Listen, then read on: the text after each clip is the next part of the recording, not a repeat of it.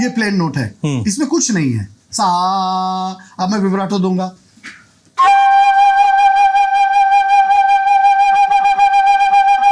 अभी अगर दुख लगाना है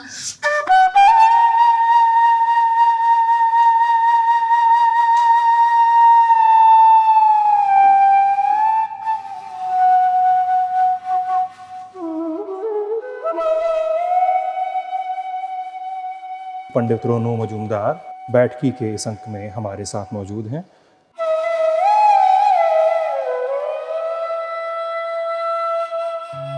जैसे बताया अपने पिताजी से आप डरते बहुत थे जी। क्यों डरते थे? सारा दिन का हिसाब 2 मिनट में उनको देना पड़ता था। क्या दिन भर किया? क्या दिन भर किया, तो मैं वो याद करके जो नहीं भी किया वो भी बोलना पड़ता था।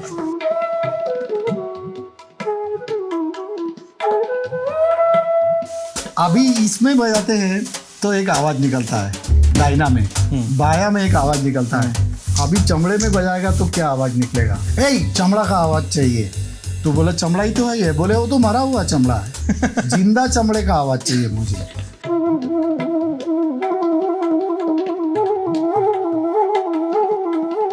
भवानी जी वो रेसलर थे, अभी वो अगर चमड़े का आवाज निकाले तो उसका क्या हालत होगा आप सोचिए। तो एक को बैठाया उल्टा करके चेयर में और पीठ उसका नंगा कर दिया, पीठ करके भवानी को बोला अभी इसमें तू बजा इसका पीठ में, उसके छाले पड़ गए साहब।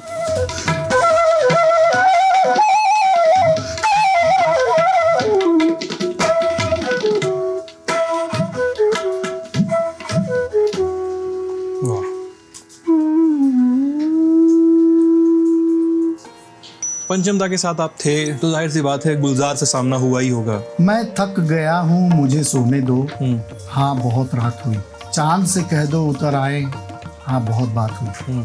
मैं बजा रहा था, गुलजार साहब मेरे पास आए और बोले कि अरे लफ्जों को सुन के बजाओ। मैंने कहा लफ्जों को क्या सुनूं, मेरे पास लफ्ज है ही नहीं। पहले जो क्लासिकल आर्टिस्ट बजाते थे उनका नाम नहीं दिया जाता था, आम पब्लिक को कहा किसने बजाया क्या बजाया, तो माचिस में फिर इन्होंने मेरा नाम दिया। आपके एक अनन्य मित्र, आप कहते हैं कि वो गुरु भी हैं आप, नाना पाटेकर का। पूना में पंडित CR व्यास जी की बरसी बजा रहा था, मैं खो गया। बजाने के बाद एक आदमी अंदर आता है, वो नाना पाटेकर, बोलता है आज तेरी बांसुरी ने मेरा सब टेंशन निकाल दिया, चल तेरे साथ एक फोटो लेना है। हाँ, ऐसे बोले? हाँ, जितने मराठी के एक्टर है सबको बोला कि ये देख इसकी बांसुरी से मेरा टेंशन जाता है। फिर वो दिन गया, दूसरा दिन रात को 2 बजे फोन, तो आदमी कोई हेलो तो बोलेगा नहीं, हेलो बोल। मैंने बोला आपने फोन किया, मैं क्या बोलूं। अभी आपको पीएम मोदी ने कहा कविता सुनाइए जी, क्या हुआ था? ऐसे हुआ था। Brought to you by New India Assurance. Life can throw yonkers too. Don't get bowled over. Get insured with Rasta Apatti Kavach policy. Visit our website to know more.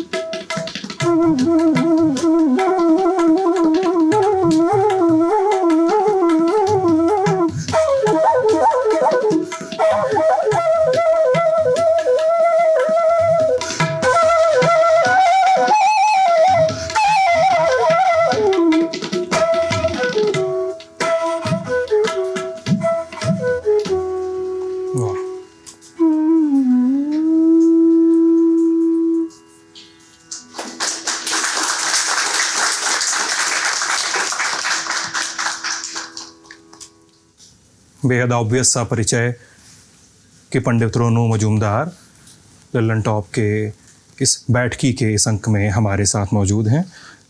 Sir, आपका बहुत बहुत स्वागत है लल्लन टॉप में। बहुत बहुत शुक्रिया मुझे इनवाइट करने के लिए। हाजिर हूँ आपके सामने। सर, ये जो अभी आपने इस अंक की शुरुआत जिस टुकड़े के साथ की, इसके बारे में थोड़ा बताइए। ये मैंने हंस ध्वनि एक श्रद्धांजलि के रूप में जिन लोगों ने अपना सब कुछ खो दिया पहलगाम के अटैक में, अच्छा, मैंने अपना पद्मश्री भी उनको समर्पित किया। और आज लल्लन टॉप के इस स्टेज पर आज का जो हंस ध्वनि से मैंने शुरुआत किया, ये उन सभी परिवारों के लिए मैंने प्रार्थना की हंस ध्वनि के द्वारा कि उनकी आत्मा को शांति मिले और उनको धीरज दे ईश्वर, उनको इतनी शक्ति दे कि इस दुख को सह सके। सर, हम लोग बातचीत करेंगे और तमाम चीज़ों पे फिर बात करेंगे। अभी 28 अप्रैल को ही आपको पद्मश्री से नवाजा गया है जी। और जैसा आपने बताया अभी कि मैं 29 तारीख का एक इंटरव्यू पढ़ रहा था आपका, पद्मश्री के फ़ौरन बाद का इंटरव्यू जी। और उसमें आपने यही जिक्र किया था कि आप अपना जो पुरस्कार है आप समर्पित कर रहे हैं कश्मीर में मारे गए लोगों को। जी। हाँ, इसके अलावा और भी बहुत सारी बातें हैं कि अनुपम खेर से आपकी क्या बात हुई थी और भी तमाम चीज़ें हैं, लेकिन मैं शुरुआत से शुरू करता हूँ। कई लोगों ने हमसे कहा कि जब रोनू जी न्यूज़ रूम में आए तो उनसे पूछिएगा कि उनके नाम के पीछे की क्या कहानी है, क्योंकि आधार कार्ड में तो नाम उनका रणेंद्र मजूमदार है जी, और रोनू मजूमदार नाम कैसे पड़ा उनका? ये कृष्ण की जो गले की माला है वो है रणु। और भारत रत्न पंडित रविशंकर जी जब रणेंद्र मजूमदार पधार रहे हैं तो ऐसे करके मुझे चिढ़ाते थे। तो बोले इतना बड़ा नाम पॉपुलर नहीं होगा, ये 1981 की बात है। तो वो रणु बोलते थे। बोले रविशंकर, रवि 2 अक्षर का नाम है, ये नाम पॉपुलर हो जाता है। मैंने कहा, वो बोले कि अभी यही नाम तुम्हारा चलने दो। फिर रेडियो में जाके नाम चेंज करवाया।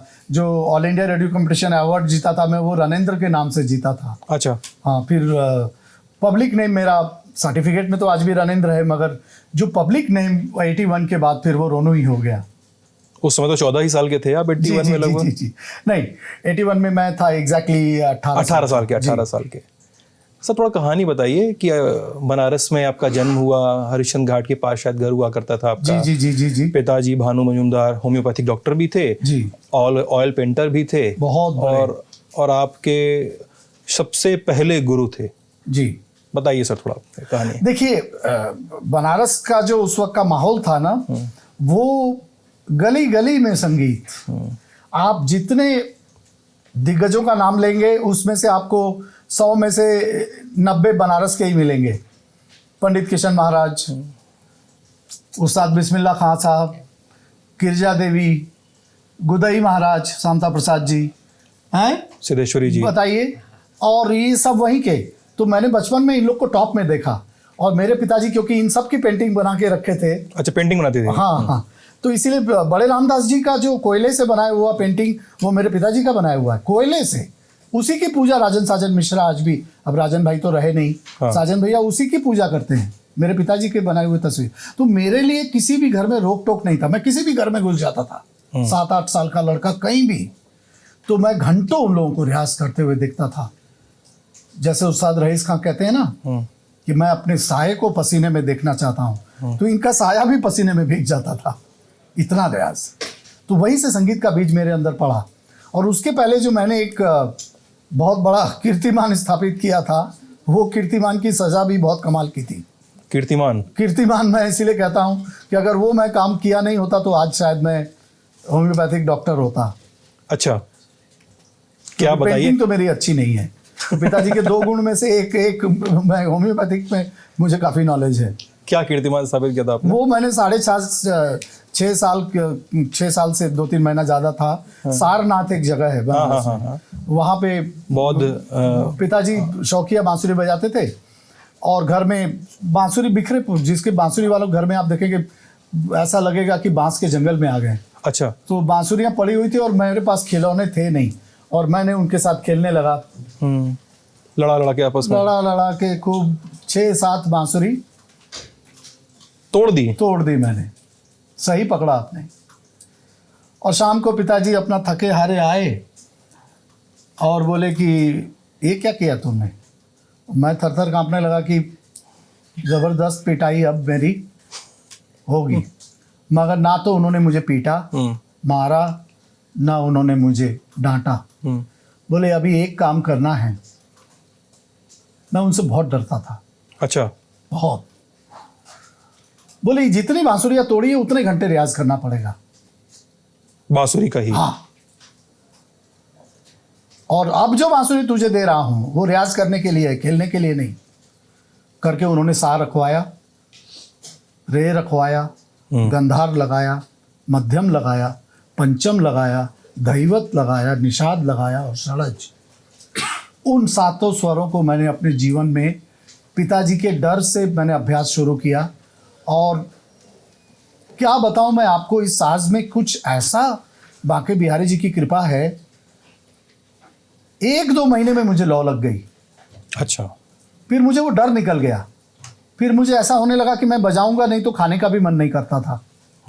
नाश्ता भी माँ देती थी तो मैंने कहा नहीं मैंने बजाया नहीं अभी तक। वो जो रियाज मेरा शुरू हुआ उसने मुझे कहाँ से कहाँ पहुँचा दिया।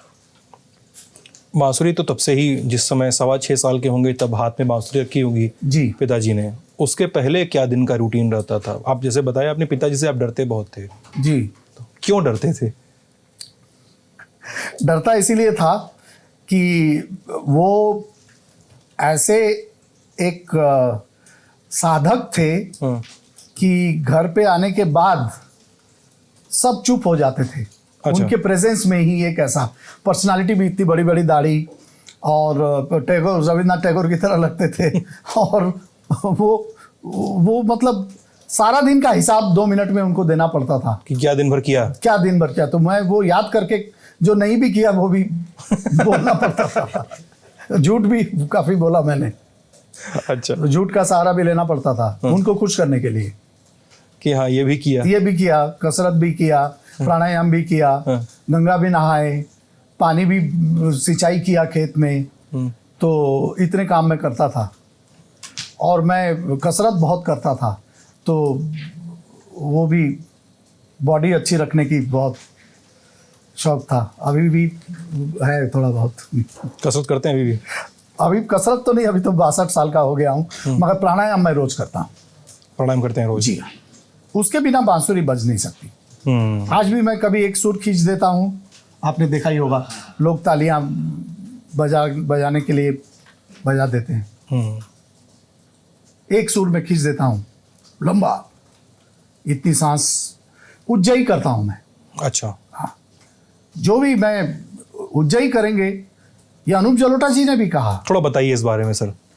देखिए, ये जो प्राणायाम है ये पतंजलि हमारा पुराना है। ये ठीक है कि बाबा रामदेव जी ने घर घर पहुंचाया, ये किया, मगर जो वेणुनाथ के वक्त श्री श्री रविशंकर जी से मैं बहुत क्लोज हो गया तो उन्होंने मुझे उज्जई ब्रीदिंग सिखाया। अच्छा। वो इस गले को रगड़ते हुए सांस अंदर जाता है। तो उन्होंने कहा 8 तक गिनती विलंबित लय में गिनते वक्त लो और 8 तक गिनती तक उसको पकड़े रहो और 8 तक गिनती तक छोड़ो। तो ये जो 24 का जो पूरा चक्कर है इसको मैंने करना शुरू किया और उम्र बढ़ती गई, सांस बढ़ता गया। उम्र बढ़ने से सांस कम होती है और मेरा उल्टा हुआ। सांस मेरा उज्जई सांस, उज्जई से, Ujjayi breathing system. I will recommend to all the flute players, और दूसरे भी जो फ्लूट नहीं बजाते हैं वो भी कर सकते हैं। फिर क्या हुआ कि 10 साल में आपको मुंबई की ट्रेन पकड़नी पड़ी? क्या हुआ था बताइए। कोई पिताजी को किसने सलाह दी थी? वो डॉक्टर मुखर्जी एक थे, होम्योपैथिक डॉक्टर थे बनारस के? जी जी, नहीं मुंबई के जी। ओके। और वो माटुंगा में प्रैक्टिस करते थे। उनसे पिताजी की बहुत दोस्ती थी क्योंकि एक दूसरे से वो लोग सीखते थे कि क्या मेडिसिन देना किस बीमारी को, और अल्जाइमर को भी पिताजी ठीक कर देते थे।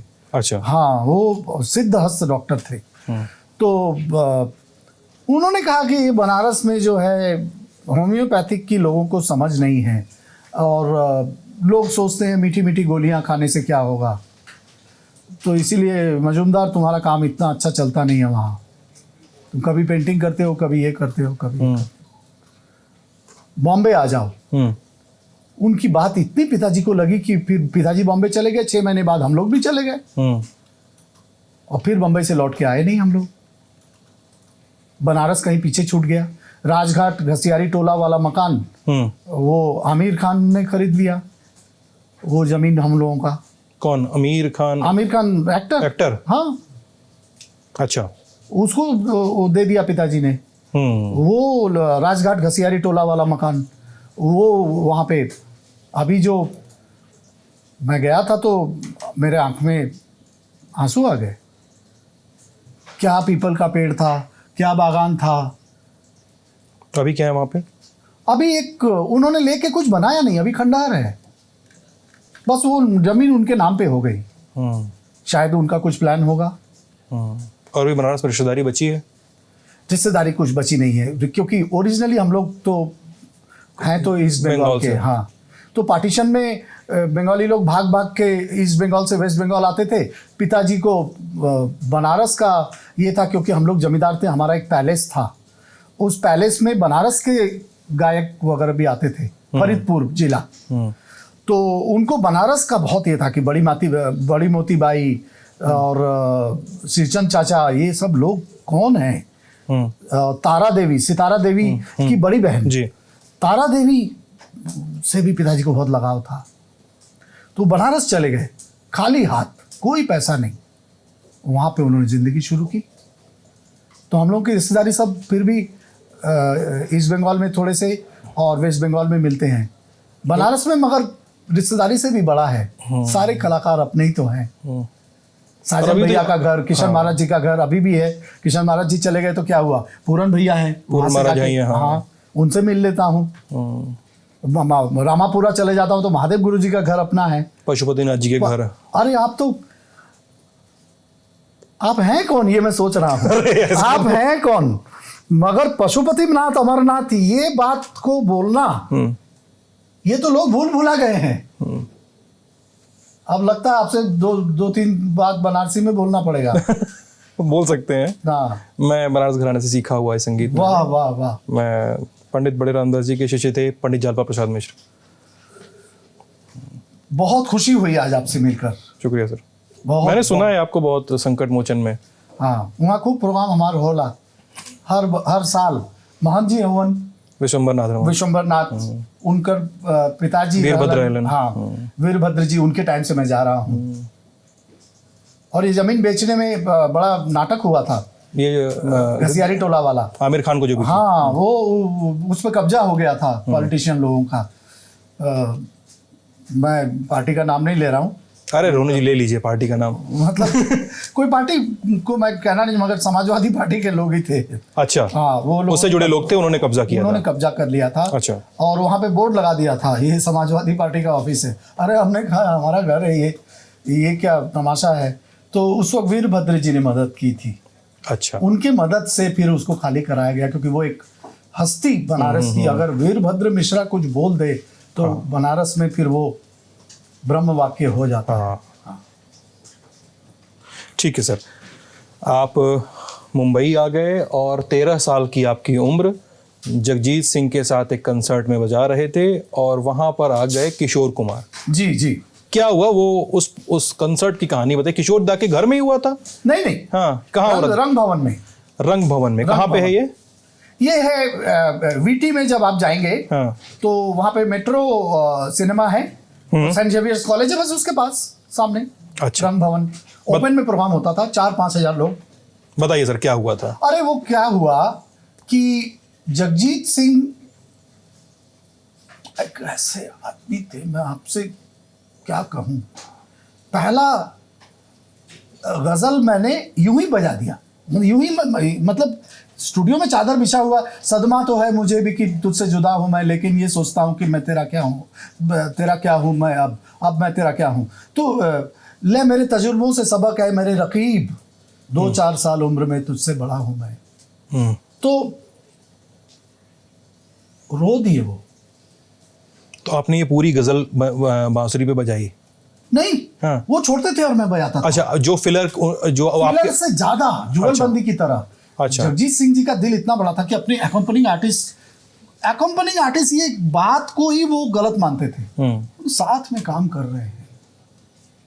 आज हमारे साथ प्रांशु भाई बजा रहे थे, वो अकम्पनिंग आर्टिस्ट नहीं, वो मुझे साथ दे रहे हैं, मगर उनकी कीमत भी उतनी ही है जितनी मेरी कीमत है।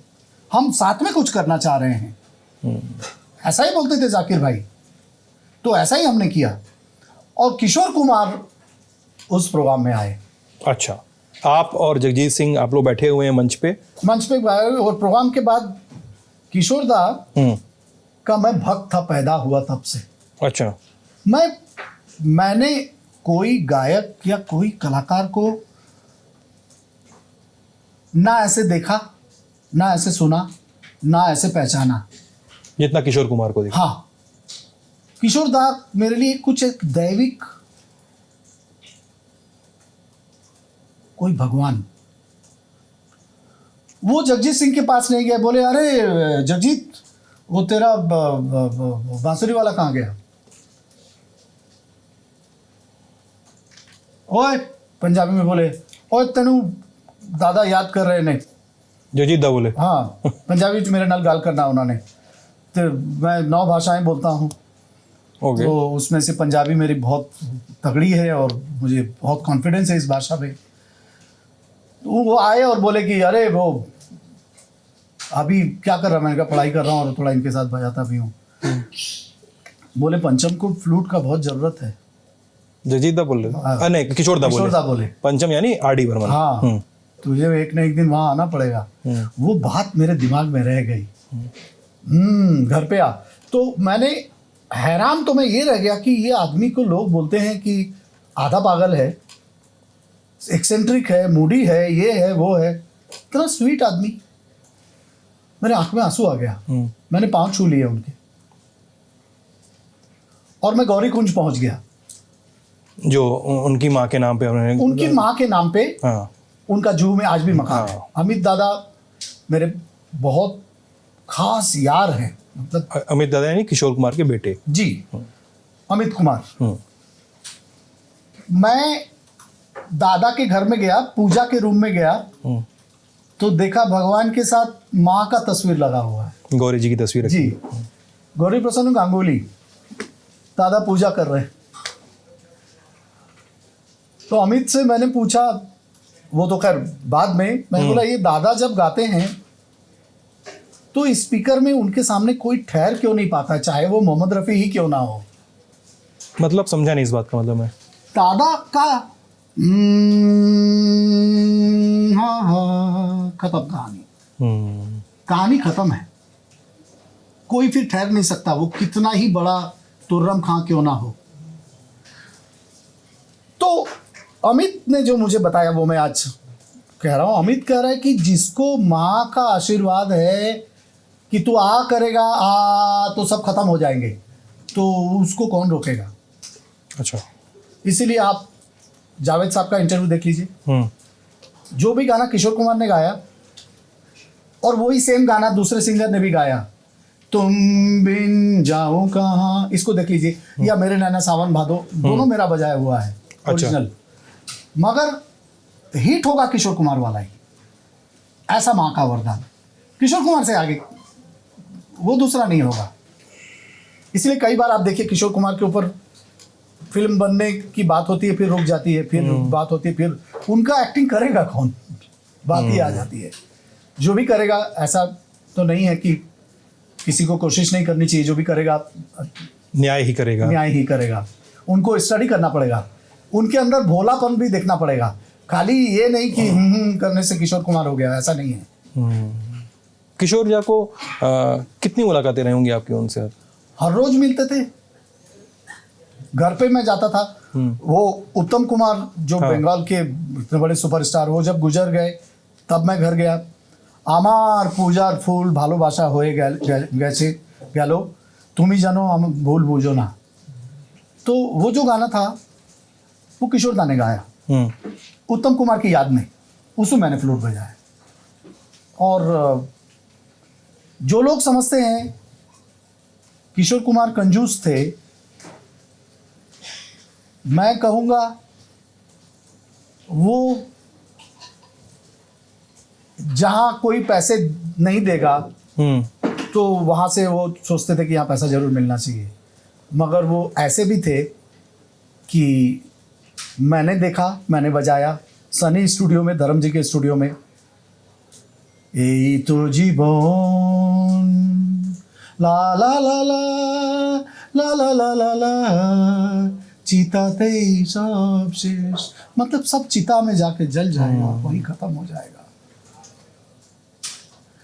गाना गाए दादा, मेरे आंख से ऐसे 2 आंसू निकले, मैं बजा रहा। तो दादा स्टूडियो से निकले, पहली बार मैंने उनका मोटे फ्रेम का चश्मा पहनते थे, ऐसे करके देखा कि आंख पहुंच रहे हैं। तो बंगाली फिल्म का ना बजट कम होता है, तो खाम बोलते हैं हम लोग बंगला में, मतलब एक एनवलप लिफाफा लेके, अच्छा है अजय पैसे का बात मत कर, ऐसा गाना गवाता है फिर पैसे की बात करता है, मैं जा रहा हूँ, घर चले गए। और किशोर दा की एक आदत थी, आपको पहले भी किसी ने कहा होगा, अपना गाना कभी नहीं सुनते थे। अच्छा, क्या कॉन्फिडेंस होगा कि अच्छा ही हुआ होगा, चलिए देख लेते हैं अच्छा हुआ कि नहीं, टेक रिकॉर्डिंग टेक ओके हो गया, सुनते हैं। कोई यूजुअली ऐसा करता होगा गायक कि अपना गाना सुनते हैं? सब सुनते थे। अच्छा, मैंने सबके साथ बजाया।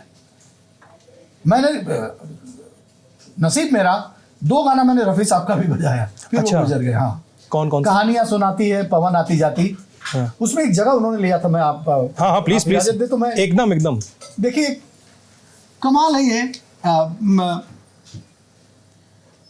आप साल बायां बजा दीजिएगा क्योंकि वो एक उसका स्केल अलग है।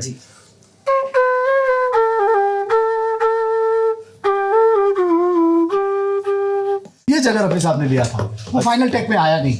अच्छा, कहानियां सुनाती है पवन आती जा, ऐसे एक जगह कोमलनी को ऐसे छू के निकल गए, मगर वो टेक कट हो गया था। बहुत बड़े आर्टिस्ट थे, मैं क्या बोलूं, इतने अच्छा होने के बाद ना अपना बाल बनाते थे, मतलब डन, फिर बोलते थे लक्ष्मी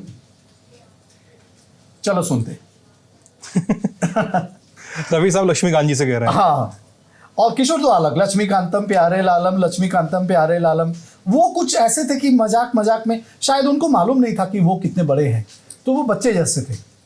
उनका डुएट बजाया मैंने दोस्ताना का, बने चाहे दुश्मन जमाना हमारा, अच्छा, हाँ, सलामत रहे दोस्ताना हमारा। तो उसके बाद रफ़ी साहब गुजर गए, तो ये महबूब में हुआ था, महबूब स्टूडियो, हाँ। तो बांद्रा में। रफ़ी साहब जल्दी आ गए, किशोर दा का पता नहीं। किशोर दा आके रफ़ी साहब को गुदगुदी कर रहे हैं ऐसे इधर उधर तो रफ़ी साहब ऐसे करके थोड़ा डरते हुए हंस भी रहे, अरे किशोर गाना सीरियस है, गाना मैं गाता नहीं। कौन बोला? लक्ष्मीकांतम प्यारे लालम, लक्ष्मीकांतम प्यारे लालम। तो ये सब चल रहा है। मैंने, क्योंकि मैं शायद बायस्ड भी हूँ, मगर मैं हूँ किशोर भक्त, तो मैंने बोला आज लग रहा है किशोर दा गए काम से, ये 3 रिहर्सल तो रफ़ी साहब ने कर लिया है। इन्होंने एक भी नहीं किया और गाने के प्रति इनकी कोई सीरियसनेस भी नहीं है। अभी ये लगता है मार खाएंगे आज, मार हम लोग गाने बजाने वालों का एक भाषा है, मतलब 2 देंगे। आज क्लास पढ़े लगेगी, आज क्लास लगी तो हार।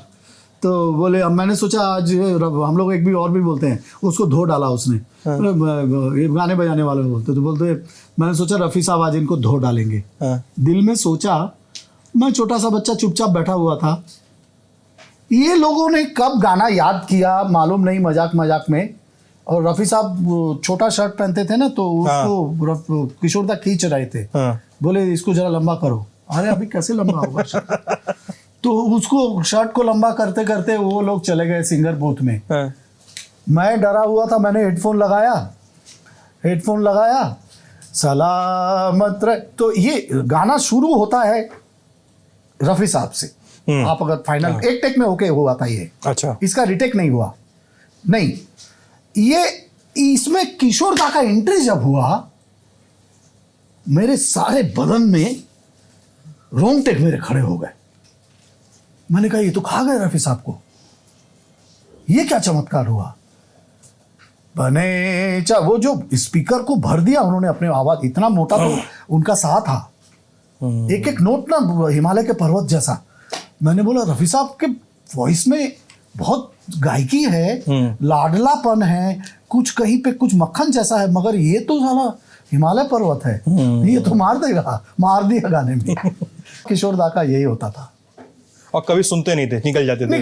वो गाना हो गया, चल रहा हूं मैं, वो अगर पैसा मिल गया तो निकल गए, पैसा नहीं मिलने से गला खराब भी रहता था। और वो क्या किस्सा है कि किशोर दा अकेले गाते थे, आपने छुप के सुना था एक बार कि किसी को सामने नहीं आने देना चाहते थे, क्या था वो एक्चुअली अच्छा, आप कैसे जानते हैं? बताइए। ये तो कमाल है, ये तो मैं भी बोलता नहीं हूँ किसी को, क्योंकि मैं फिल्म सेंटर में चाय वाला था एक, उसका नाम मैं भूल गया, बहुत फेमस था वो चाय वाला। वो चाय लेके आता था और एक ट्रे में लाता था ताकि सब म्यूजिशियन को मिल जाए। तो वो चाय जहाँ रखता था ना, वहाँ पे एक अंधेरे जगह पे मैं छुपा हुआ था ऐसे करके, ताकि कांच से किशोर दा देखे नहीं। और मैं किशोर दा को प्रैक्टिस करते हुए देखना चाह रहा था, और प्रैक्टिस वो किशोर दा बोलते थे सामने कोई होगा तो मैं गाऊंगा नहीं। अच्छा, हाँ, पंचम दा को बोल देते थे। तो ये गाना सागर का था और किशोर दा की तबीयत ठीक नहीं थी, ओके, तीसरा हार्ट अटैक आ गया था। तो फिर जावेद साहब ने तो बोला ही है बहुत उस गाने के बारे में, जिसमें वही खा गए, धो दिया। वो एसपी बाला सुब्रमण्यम को धो दिया इन द सेंस क्या होता है कि पहले मैं ये बताऊं, सागर किनारे दिल ये पुकारे, ये गाने को किशोर दा ने पूरा मक्खन की तरह प्रैक्टिस कर रहे थे। पता नहीं क्यों उनको गाना जम नहीं रहा था। सागर जैसी आंखों वाली वो तो एक टेक में गा दिया था, ये गाने में थोड़ा वो क्योंकि चेहरा है या चांद खिला है, हाँ, वो गाना तो एक टेक में हो गया। और इसमें लता जी पहले गा के चली गई, किशोर दा बाद में आए, तबीयत ठीक नहीं थी। और मैंने जो आनंद लिया है अच्छा, फिर वो लिखते थे बहुत बड़े स्केच पेन से, और जहां फीलिंग्स डालना होता था ये सब अंधेरे से मैं देख रहा था, उधर कुछ ऐसे चिड़िया जैसा डालते थे कि मैं यहाँ पे कंपन दूंगा, तो वो मैंने कॉपी किया। अच्छा, मैं भी जब जहाँ पे एक कंपन जैसे हम लोग देते हैं ना, विब्राटो होना चाहिए, मगर इतना विब्राटो ना हो कि आप तलत महमूद साउंड करने लग जाए। विब्राटो क्या होता है सर? कंपन। अच्छा, कंपन। हाँ, जैसे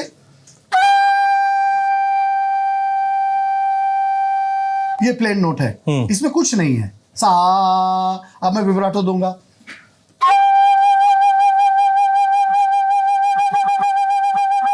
ये ज्यादा हो गया। अभी अगर दुख लगाना है,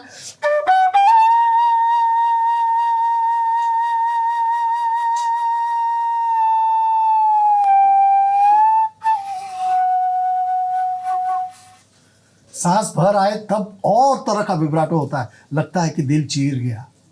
तो ये बहुत बड़ी बात होती है।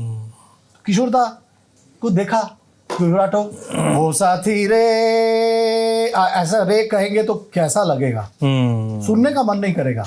जो विब्राटो, ये सोनू निगम ने भी कहा, सोनू मेरा दोस्त है, इतना अच्छा बोला उसने, ओ साथी रे, मैं ऐसा गा नहीं पा रहा हूँ और मुझे ऐसा लग रहा है कि किशोर दा गा रहे हैं कहीं पे। तो साथी रे बहुत देरी तक एक ही नोट पे वो कंपन कर रहे हैं, और ऐसा कंपन की कोई कर नहीं, वो उनको गॉड गिफ्ट था, भगवान से लेके आए थे। आपको क्या बुलाते थे किशोर दा? ये भी कहानी है। हाँ। आज आपने बहुत चकित किया है, और बहुत प्यार करते थे। अच्छा, मैं इतना बोलूं, वो स्टूडियो में घुसते वक्त भी किसी से मिलते नहीं थे। आए और बहुत फास्ट चलते थे, तेज चलते हुए सिंगर बूथ में गए, अभी पंचम दा का असिस्टेंट स्वपन दा, ये लोग पीछे पीछे जाएंगे, गाना गाएंगे, ये होगा वो होगा। तो ये गाना था ऊंचे लोग का गाना, मेरा सोलो था शुरू में।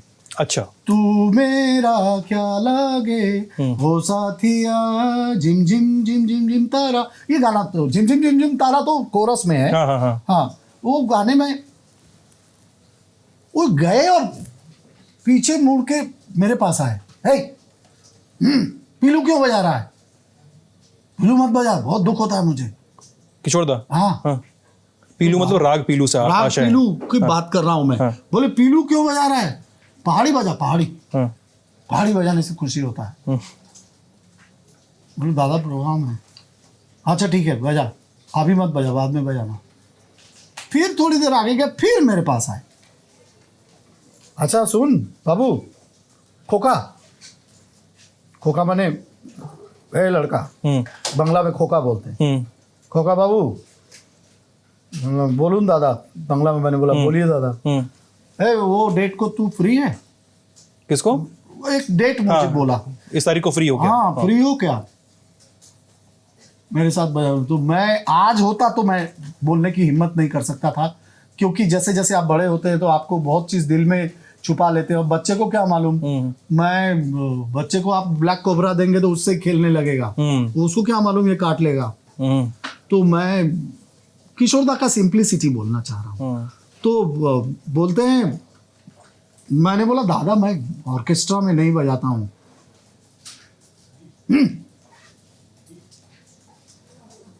ऑर्केस्ट्रा में नहीं बजाएगा, मेरे जैसा कंजूस फ्री में गा रहा है। तू नहीं बजाएगा, पूजा कैसे होगा? हाँ, मेरा दिमाग सही हुआ, दुर्गा पूजा कैसे होगा। वो तुरंत मैंने पाँव छुआ और दादा मुझे क्षमा करे दिन, क्षमा माने मुझे क्षमा कर दीजिए, मैं बजाऊंगा। अंदर से जो अभिमान था वो निकल गया। मैं सोचता था ऑर्केस्ट्रा में खड़ा होना, खड़े भीड़ में बजाना है, भीड़ में बजाना ये कोई इंसल्ट की बात है, मगर किशोर कुमार के साथ बजा लिया मैंने, बहुत अच्छा हुआ। नहीं तो आज मैं रोता बैठ के कि दादा के साथ स्टेज शेयर नहीं किया, स्टूडियो तो बहुत गया। मगर उस प्रोग्राम में, उस जमाने में षणमुखानंद हॉल फुल अगर हो जाए और इतने स्पॉन्सर, कम से कम 50-60 लाख रुपए उस जमाने में, किशोरदा गुजर गए 87 में, आप सोचिए ये कम से कम 84-85 की बात कर रहा हूँ, उसका कीमत आज कम से कम 5-6 करोड़ से ज्यादा होगा। सब पैसा उन्होंने बंगाल क्लब को दान किया, जिसका शिवाजी पार्क में दुर्गा पूजा होता है। हाँ हाँ। कौन बोलता है कंजूस थे वो? जो प्रोड्यूसर लोग पैसा खा जाते थे उनको वो सीधा, उनको अच्छा नहीं लगता था, उससे वो आधा सर का बाल कटा लेते थे शूटिंग से पहले और ये सब करते थे। वो गला खराब होने का, गला नहीं चल रहा है, पंचम दूसरा दिन रिकॉर्ड। तो अब्दुल करके उनका आता था मैनेजर, सेक्रेटरी, गला ठीक हो गया, चलो टेक करें। जैसे ही पैसा आ गया तो गला ठीक हो जाता था। तो जैसे टीट फॉर टैट, जैसे को तैसा। नहीं तो बहुत दान किया उन्होंने, बहुत।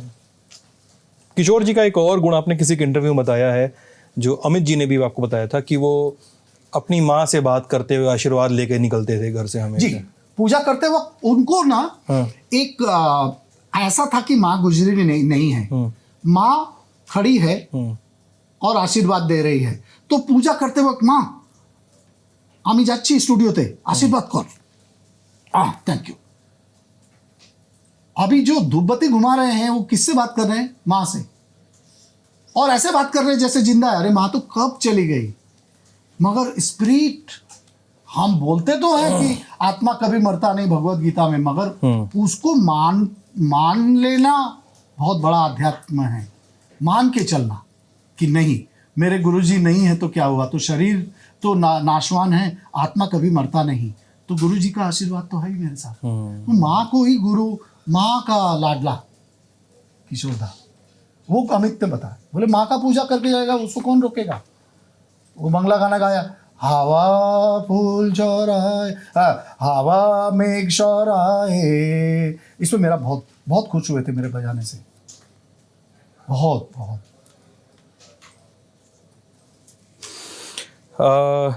मुंबई में पंचम दा से मुलाकात और वहाँ पर पहली रिकॉर्डिंग लता मंगेशकर को सामने से देखना, वो किस्से पे आऊँगा। लेकिन वहाँ पर आपके गुरु जिन्होंने आपको 5 उंगलियों के प्रयोग से बांसुरी बजाना शुरू की, सिखाया, जी जी, घोषदा, क्या कहानी है सर? ये देखिए, माँ सुनती थी उनकी बांसुरी, आपने कहीं बताया था। हाँ, मैं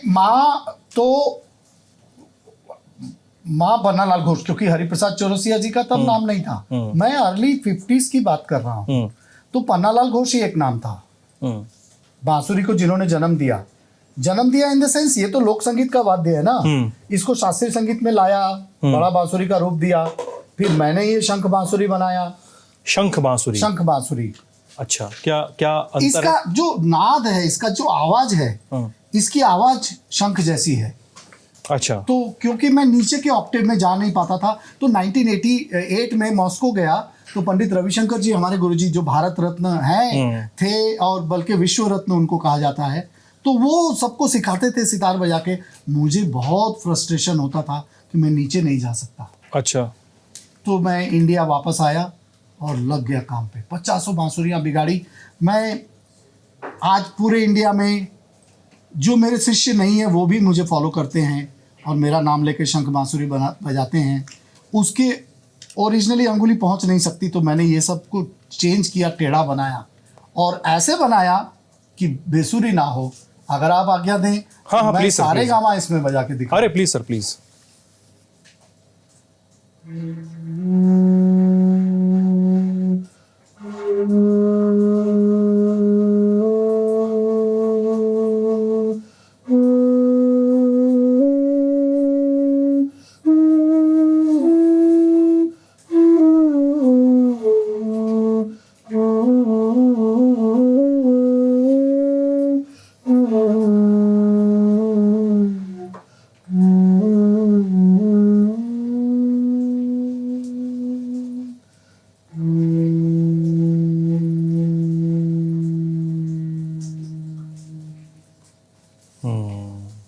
एक नर शंख की तरह ये एक साउंड देता है माइक्रोफोन में, तो इसको शंख बांसुरी मैंने नाम दिया। शंख बांसुरी।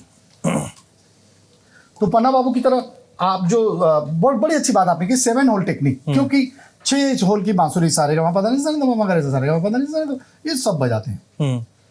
अब पन्नालाल घोष इस टेक्निक को, इस छोटी अंगुली को बजाते थे, मगर वो फिर उनकी मृत्यु हो गई, तो वो स्टाइल थोड़ा मार्केट से जाने लगा, क्योंकि पंडित जी जो हरिप्रसाद चौरसिया जी हैं वो तो 6 होल वाली बजाते हैं, 6 होल वाली बजाते हैं, हाँ। ये कौन बजाएगा?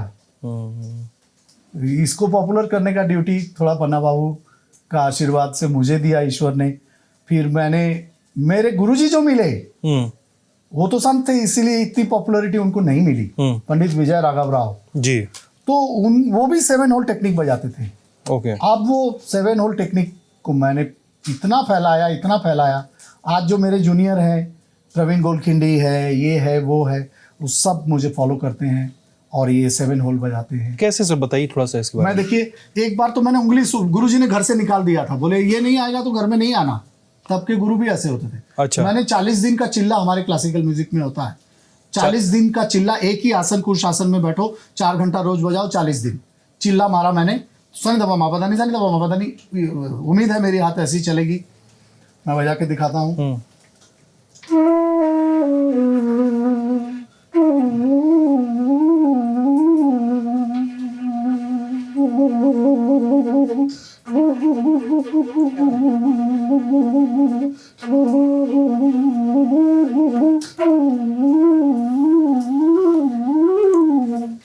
वाह, जहां से आप बोलेंगे वहां से मैं यहाँ पहुंचूंगा।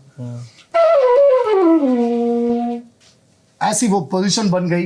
कई लोगों का हाथ पहुंचता नहीं, मैं बोलता हूँ बचपन से शुरू करो, तो जो मेरे शिष्य अभी आते हैं वो बचपन से करते हैं। फिर सर आपकी मुलाकात हुई पंचम दा से जी, 81। क्या था, कहाँ मुलाकात हुई? स्टूडियो में ही मुलाकात हुई सबसे पहले? स्टूडियो में मुलाकात हुई। पंचम दा रिश्ते में, दूर के रिश्ते में मेरे भाई भी लगते थे। अच्छा। और वो इसीलिए कि फरीदपुर के जो एरिया के मालिक राजा मेरे दादाजी थे और ये लोग त्रिपुरा के राजा थे। ओके। तो इन लोगों में आपस में कोई शादी हुई थी। हम्म। तो मेरे मन में था कि ये मेरा बड़ा भाई है, मगर मैं कभी मिलने का हिम्मत मुझे नहीं हुआ। और 81 में जब मैं 80 में बजाया, 81 में मैं पूरे इंडिया में फर्स्ट आया, तो उसमें रविंद्र जैन जी उस जी। वक्त क्या होता था कि जो फर्स्ट आया उसका कार्यक्रम भी रखते थे। तो कार्यक्रम रखा, रविंद्र जैन सुनने आए और रविंद्र जैन का एक गाना बजाया और दुखी बाबू मुझे मिले, जो तारशानाई जिन्होंने आविष्कार किया था। अच्छा। वो बोले वही किशोरदा वाली बात जो किशोरदा मुझे 76 में बोले थे, पंचम को बांसुरी का बहुत ज़रूरत है।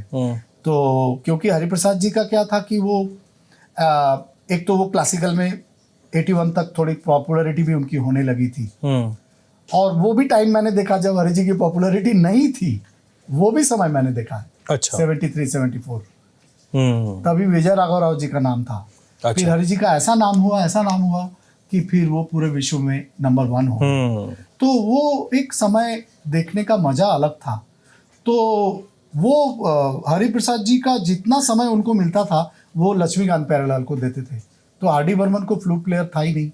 अच्छा, हरिप्रसाद जी लक्ष्मीकांत प्यारेलाल जी को ज्यादा समय देते थे। हाँ, अच्छा। उनका रिकॉर्डिंग वो बजाते थे। और आर डी बर्मन को जरूरत थी एक फ्लूट प्लेयर की, एक जो अच्छा बजाए। एक दो फ्लूट प्लेयर थे मगर लीड के लिए नहीं था। लीड के लिए नहीं था। सोलो आज चर्चा हो रही थी कि मुझे भीड़ में ना रख के सोलो मेरा यूज करते थे।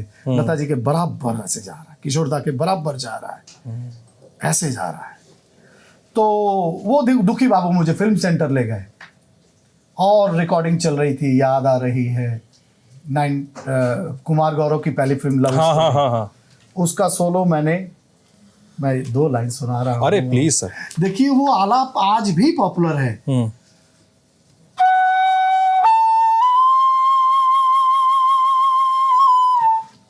टंग टंग टंग टंग टंग टंग टंग टंग टंग टंग टंग टंग टंग तरीके से वो सोलो मैंने बजाया और पंचम रोनू एक टीम बन गया। अच्छा। मैंने कभी उनको नहीं छोड़ा। मैं उनके लिए प्रोग्राम तक छोड़ देता था। आप विश्वास नहीं करेंगे, कई बार मैंने प्रोग्राम वालों को माता जी की तबीयत ठीक नहीं है, ये नहीं है। प्रोग्राम से ऐसा आशय कि शास्त्रीय संगीत के जो कार्यक्रम थे उनसे है ना आपका? शास्त्रीय संगीत के मेरे सोलो मैं छोड़ देता था कई बार। पंचम दा को जब फ्लूट, पंचम दा से वो बहुत बड़ा असिस्टेंट मनोरी दा को मैं पूछता था कि परसों रिकॉर्डिंग में फ्लूट का जरूरत है क्या? हाँ, बहुत फ्लूट का ही गाना है। अच्छा अच्छा अच्छा। फिर अभी एंड टाइम में क्या बोले? तो प्रोग्राम के ऑर्गेनाइजरों को थोड़ा झूठ थोड़ा सच। कैसे थे पंचम दा अपने व्यवहार में, काम धाम में कैसे थे? व्यवहार तो लोग तो बताते हैं कि काफी एग्रेसिव थे, सुबह से लेकर शाम तक घुसे रहते थे उसमें, और इसी चक्कर में तबीयत खराब होती थी उनकी कई बार। Yes, I agree. Aggressive in the sense passionate थे। हाँ। एक साउंड को अगर नहीं मिला तो उस साउंड के लिए जैसे फ्लटरिंग करते हैं ना हम लोग। फ्लटरिंग मतलब? फ्लटरिंग मतलब तुक तुक तुक तुक तुक तुक तुक तुक तुक तुक तुक तुक तुक तुक तुक तुक, ये तो टंगिंग हो गया। तुकु बोलेंगे तो आपको एक साउंड मिलेगा ना। हाँ हाँ हाँ। देखिए, एक बार नादिन दिना लगा दीजिए प्रांशु भाई, हम लोग एक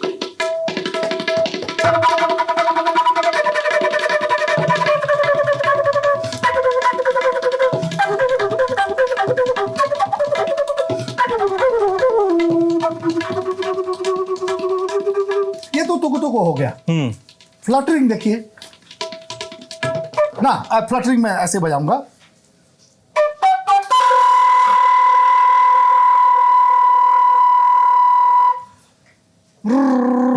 ये करने के लिए मेरा जान के पीछे लग गए पंचम दा। हाँ एकदम। तो वो पर जब भी मेरे पास से गुजरे तो यही आवाज करे मुंह से। अच्छा, आपके पास गुजरी आवाज नहीं करते हुए निकल जाए मुंह से? हाँ, पर तो पर क्या कर रहा है? पर जमदा बोले पर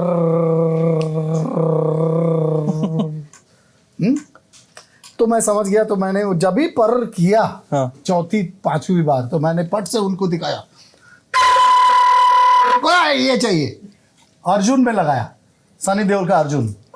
अर्जुन में? हाँ, अर्जुन में जो फ्लटरिंग है वो पंचमदा इतना पैशनेट थे।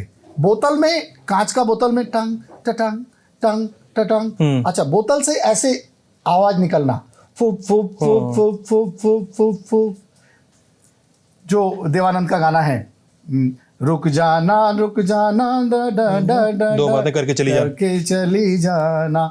तो उसका शुरू का जो है, हाँ। वो बॉटल जो कोका कोला उस वक्त होता था, हाँ। थम्स अप का, कोका कोला, कैंपा कोला, जो शीशे हाँ, वाली बॉटल आती हाँ, थी, उसमें बेस्ट निकलेगा ये। तो वो एक्सपेरिमेंट में किसी को छोड़ते नहीं थे। अभी मैं, ओ माझी तेरी नैया से छूटा किनारा, कहाँ ले चली नदिया की धारा, तो उसमें पानी लाके 2 लड़कों को ये किया। एक मैं मजाक का बात बोल रहा हूँ, हाँ प्लीज प्लीज, थोड़ा फनी है, मैं माफ करिएगा। अभी इसमें बजाते हैं तो एक आवाज निकलता है, दाहिना में, बाया में एक आवाज निकलता है। अभी चमड़े में बजाएगा तो क्या आवाज निकलेगा? ये उन्होंने सुबह से उनका पागलपन, मतलब जिसको हम एग्रेसिव, वो सुबह से ए चमड़ा का आवाज चाहिए, तो बोला चमड़ा ही तो है ये, बोले वो तो मरा हुआ चमड़ा है, जिंदा चमड़े का आवाज चाहिए मुझे। पंचमदा ये बोल रहे हैं। हाँ, तो भवानी शंकर करके बहुत हमारे बड़े पखावज प्लेयर थे।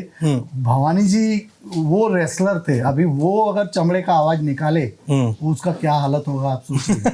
तो एक ये नाम प्लीज मत पूछिएगा मुझसे। एक को बैठाया उल्टा करके चेयर में और पीठ उसका नंगा कर दिया, पीठ खोल दिया, हाँ। पीठ करके भवानी को बोला अभी इसमें तू बजा इसका पीठ में। ओके। उसके छाले पड़ गए साहब, मगर जो साउंड आया चप चपक चप चपक चप चपक, वो साउंड तबले में नहीं निकलेगा क्योंकि पीठ का आवाज आ रहा है ना। तो मगर उसको बोला छाला पड़ गया, बाद में उन मरम वरम लगाया, उसको बोला मेरे को माफ कर, इसके बिना मेरे को चैन। वो थोड़ा मोटा भी था, उसके चमड़े में बजाने में आनंद भी आ रहा था, भवानी को बहुत आनंद आ रहा था और उसको लग रहा था, उसको बस आनंद नहीं आ रहा होगा जिसकी पीठ में बज रहा होगा, उसका पीठ में वो रोया। शुक्र है मैं इतना मोटा नहीं था आज, नहीं तो मेरा पीठ भी वो देखते, जो उनको अच्छा लगेगा उसका वो शर्ट उतारेंगे। तो रोनू दा एक सवाल इस पे, किसकी पीठ पे बजा था? ये नाम है जॉली आपने, अरे बताइए प्लीज। जॉली दा खुद भी बता, जॉली दा के पीठ पे बजाया था। पूरा नाम बता दीजिए। जॉली मुखर्जी। उनकी पीठ पे बजाया? उनके पीठ में भवानी ने बजाया। चटाक चटाक पूरा छाला लाल, छाला पूरा हालत खराब कर दिया। मगर जॉली दा इतना दादा है मेरे, इतना प्यार से उसको सहन किया। भवानी का हाथ बजा बजा के, भवानी का हाथ में इधर कड़ा था, इधर पखावज में गांठें पड़ी हुई थी, तबले वाले से दुश्मनी। अच्छा, वो पखावज बजाते थे? हाँ। ओ, ये तो पूरा कड़ा हो गया होगा उनका, ये सब तो पूरा पिटवाया उसको। तो एक्सपेरिमेंट के लिए आपको तो मालूम है, ये सत्ते पे सत्ता में गार्गलिंग किया पंचमदा ने, जो अमिताभ का नेगेटिव वाला रोल है, वो जिसकी आंख अजीब सी है ना। हाँ, उसमें वो पानी डाल के वो गार्गलिंग का है। तो इतना एक्सपेरिमेंट करते थे वो। शोले में मैं तो नहीं था, शोले में मैं पंचमदा को एंट्री किया, उसका जरा 3-4 साल पहले वो उसका बैकग्राउंड में, मगर जो म्यूजिशियन लोग बजाए वो सब मेरे दोस्त हो गए थे। उसमें एक सारंगी टाइप का एक इंस्ट्रूमेंट होता है इधर राजस्थान में। तो इसराज कह रहे हैं क्या? इसराज नहीं, इसराज को तो दिलरुबा करके तारशा नहीं, वो सुना नहीं, ऐसा इस तरीके का होता है। मतलब आप देखेंगे तो 3-4 तार होती है उसमें। अच्छा। 2 तारा टाइप। तो उसमें बोला बो से बजाओ, तो उसमें वो आवाज। अभी किसी भी संगीत से अगर मैं ये निकालूं तो ये इफेक्ट गब्बर सिंह का नहीं आ सकेगा जो उसमें आया है। बहुत कुछ करके गए वो इंडस्ट्री के लिए, बहुत कुछ। लोग बता रहे हैं कि पंचमदा के साथ जब बातचीत होगी रोनू दा से तो पूछिएगा इजाज़त वाले गाने पर, और उसमें आशा भोसले की आवाज़ और उसके उनके बोल के बीच अलग अलग जगहों पे घुमड़ता हुआ आती है बांसुरी। जी, खाली हाथ शाम आई है। खाली हाथ शाम आई है, उसमें उनको नेशनल अवार्ड मिला। जी।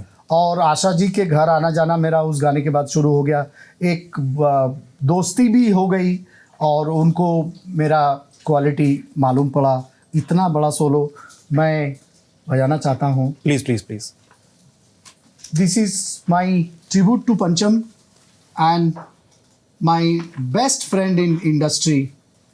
फ्रेंड कह रहा हूँ, हालांकि वो आंटी है, दीदी है, क्या क्या है, मगर दोस्ती भी है मेरी। आज भी जाता हूँ तो अरे वो सातों बार बोले बंसी में तूने वो जगह बजाया, फिर से सुना दे। अच्छा, बोलती हैं ऐसे? हाँ, आज भी मेरी वाइफ को उनका दर्शन करना था तो हम लोग गए थे सब। अभी तो अभी प्रभु कुंज में नहीं रहती, अभी वो रहती है इधर लोअर परेल में। अच्छा। तो उतना ही प्यार। फिर वो मेरी वाइफ को उस दिन मालूम पड़ा कि इनका आशा जी का कुछ ऐसा ट्यूनिंग है कि देखने से ही बनता है। कितने प्रोजेक्ट से काम किया सर पंचम दा के साथ आपने? बहुत सारे। बोलते हैं ना कि जब तक लोग जीवित रहते हैं उनकी कीमत मालूम नहीं पड़ती है। तो एक नॉन फिल्मी एल्बम का मैं जिक्र करना चाहूँगा, दिल पड़ोसी है। हाँ। और उसमें गुलजार गुलजार, आशा जी, आर.डी. बर्मन। और उसमें एक गाना तो गुलजार साहब ने ऑलमोस्ट मेरे लिए लिखा, सातों बार बोले बंसी। हाँ। सातों बार बोले बंसी, एक ही बार बोले ना। तो पूरे गाने में आशा जी का मेरा जुगल बंदी है। छोड़ रही है मैं पकड़ रहा हूँ, छोड़ रही मैं। और लयदारी इतनी है, लय के बादशाह थे पंचम दा। एक गाना उसमें तो 17 मात्रे का बोले तेरे नैन, समथिंग लाइक दैट। तो सातों बार बोले बंसी मैंने अमेरिका से जाके डबिंग किया था और सब जगह आशा जी ने मेरा जगह छोड़ के रखा था, सब जगह। वो पहली डबिंग थी मेरी, उसके पहले मैं सब लाइव बजाता था। अच्छा। तो वो टेंशन होता था लोगों को कि 100 पीस ऑर्केस्ट्रा है, उसमें आप सोलो हैं, वो लोग तो मिल के बजा रहे हैं, तो कैसा लगेगा, कैसा लगेगा। वो सबकी आंखें आपकी तरफ है, तो उससे कॉन्फिडेंस की भी सृष्टि होती है। और सब म्यूजिशियन है, कोई भी नोट गलत लगे तो उनको मालूम भी पड़ेगा। हाँ, कभी कभी ऐसा नहीं कहूँगा कि मैं कभी नर्वस नहीं हुआ। मैं बेताब में धर्म जी आए थे, जो कुत्ता मरने का सीन सनी का, जो सनी देओल कुत्ता मरता है। हाँ, कुत्ता मरने में आप देखे मेरा फ्लूट है, वो एकोलाइट में तो थोड़ा नर्वस मैं हुआ था। अच्छा, क्यों? हाँ, नर्वस मैं इसीलिए हुआ था कि केरसी लॉर्ड जो रूप तेरा मस्ताना पापा, वो केरसी लॉर्ड बहुत बड़ा म्यूजिशियन था। वो पंचम दा का एकदम दिल के म्यूजिशियन थे वो। और जो मेरी पोजीशन थी, पहले के स्टूडियो तो मैरिज हॉल जैसे बड़े बड़े होते थे, 100 पीस ऑर्केस्ट्रा, तो वहाँ से वायलिन वाले उतने दिखते नहीं थे। तो I did not feel that, जो बोलते हैं ना कि everyone is staring at you, वो एक सब लोग आपको देख रहे हैं। ये जो एक कम से कम 200 आंखें आपको देख रही है, ये एक तरह का प्रेशर होता है जिससे निकलना होता है। उस दिन मैं निकला, क्योंकि बेताब में क्या हुआ कि मुझे केरसी लॉर्ड के पास खड़े होकर बजाना था और वायलिन वालों के और नजदीक चला गया तो वो लोग सब मुझे देखने लगे। और मुझे उस सीन को इतना इंटेंस करना था, क्योंकि वो कुत्ता सनी देओल को किसी इंसान से भी ज्यादा प्यारा था। उसको गोली मार दिया और वो कुत्ते को लिपट के रो रहा है। पूरा सीन को मुझे कैरी करना था अकेला। ये वो पीस याद है सर आपको भी? कुछ कुछ तो याद है। प्लीज। बैकग्राउंड म्यूजिक में आलाप टाइप हम लोग का लाते हैं, तो जो आलाप हम क्लासिकल में करते हैं उससे जरा बैकग्राउंड म्यूजिक का स्टाइल अलग होता है। वो मैं बताना चाह रहा हूँ आज। फिल्म का बैकग्राउंड म्यूजिक बजाना इतना आसान नहीं है।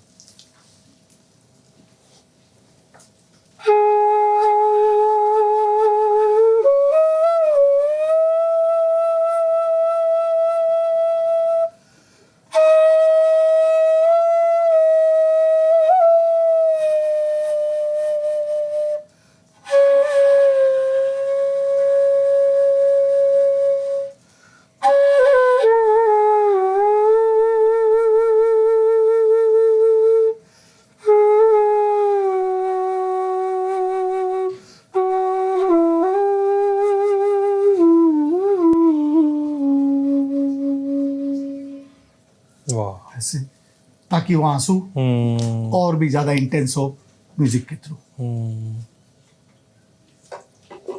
पंचम दा के साथ कब तक काम किया सर आपने?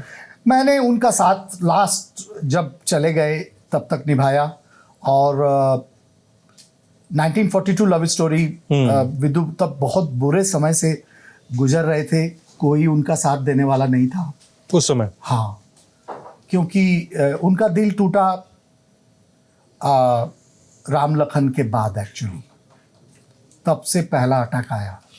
पहला अटैक आया जी। उनको। और उसको मनोरिदा ने बहुत, अभी मैं बोल सकता हूँ क्योंकि मनोरिदा ने ऑलरेडी उनका जो डॉक्यूमेंट्री है पंचम एन अनफिनिश्ड जर्नी में ऑलरेडी मनोरिदा ने बोल दिया। सुभाष घई साहब ने उनको प्रॉमिस किया था कि मैं तुमको ये फिल्म में लूंगा, राम लखन में। ओके। और फिर जब पंचम दा वापस आए लंदन से, तब तक उन्होंने वो फिल्म दे दी पंचम दा को बताए बिना लक्ष्मीकांत प्यारेलाल को दे दिया। तो उसका उनको बहुत धक्का पहुंचा, पंचम को बहुत दुख हुआ। यही वर्ड मनोरिदा ने यूज़ किया। फिर मैंने मनोरिदा को बोला, आपने कैमरे में बोल दिया, बोले अभी मरने का समय आ गया, अभी कितना दिन चुप रहूं मैं। तो ऐसे करके उन्होंने एक बहुत, इसीलिए अब हम सभी बोलने लगे हैं इस बात को। तो उनका बहुत, खैर विद्यु विनोद चोपड़ा की बात पे मैं आ जाऊं। विद्यु विनोद चोपड़ा को फिर भी मालूम था कि किंग तो यही है पंचम दा। हाँ, बोले किंग तो यही है, शेर बूढ़ा हो जाए तो भी शेर होता है। बोले पंचम, I want music of real पंचम। तो पंचम दा ने एक दो गाने बनाए, जैसे आप लोग जानते हो, पसंद भी नहीं आए थे। फिर कुछ ना कहो जब बनाया तो लिपट लिए। और उसमें जब मैं बजा रहा था फिल्म सेंटर में, आज भी मुझे याद है, पंचम दा, वो सचिन बर्मन का एक गाने को ही मैंने इंट्रो में बजाया। गाना ये बंगला गाना है, दा रा रा रा रा रा रा रा रा रा ता रा। एक बर्मन दा का एक गाना है सर, सीनियर बर्मन का। तो वो गाना को बोले इंट्रो में बजा, तो जिस ढंग से मैंने बजाया वो लिपट लिए मुझे। ऐसा कभी नहीं हुआ था कि एकदम वो इमोशनल हो गए। बोले देखना ये गाना हिट हो जाएगा और तेरा बांसुरी भी हिट हो जाएगा, तुझे लोग पहचानने लगेंगे इस पीस से।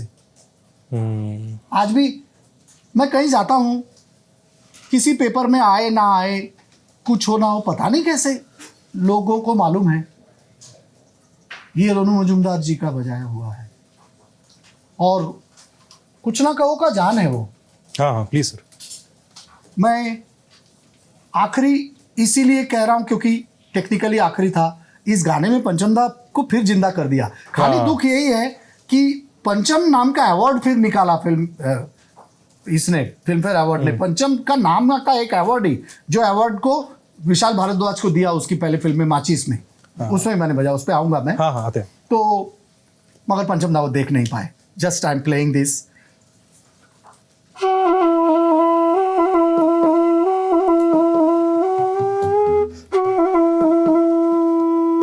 कितनी एक बड़ी बात है। That was Pancham Magic, and then there was another site called panchamagic.com. So I went and played in Pune. Well, it's very emotional. आशा दी से भी बातचीत होती है, बताया आपने। हाँ। कैसी हैं वो भी? बहुत अच्छी है, जिंदा दिल है। और अभी गया तो सलोना सा सजन जो गुलाम अली भाई का, वो फिर से उन्होंने गाया। और मुझे वो एक चीज, कब की बात है ये अब भी 4 साढ़े 4 साल पहले, घर चले, कोविड से पहले। अच्छा। बस 5 साल हो गए। हाँ। हम लोग घर चले गए। तो वो गुनगुना रही थी।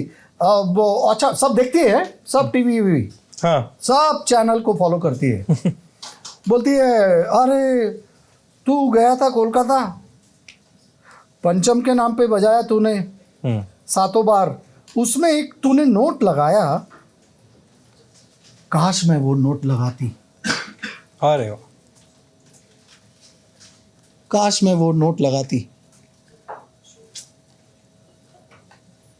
खाली उस नोट को मैं सुना रहा हूँ। जो भी म्यूजिक को थोड़ा भी फॉलो करेंगे वो 7 बार सुनेंगे तो उनको मालूम पड़ेगा। सातों बार बोले बंसी, एक ही बार बोले ना। वो जो मध्यम पे मैं छू के आ गया, बोली कब तुझे उस मध्यम में जाने का टाइम मिला और तू कैसे उसको छू के आ गया, तेरे पास टाइम कब था वहां जाने का? मैं बोला वो दीदी वो क्या है कि हो गया मालूम नहीं, टेक्निकली तो मालूम नहीं।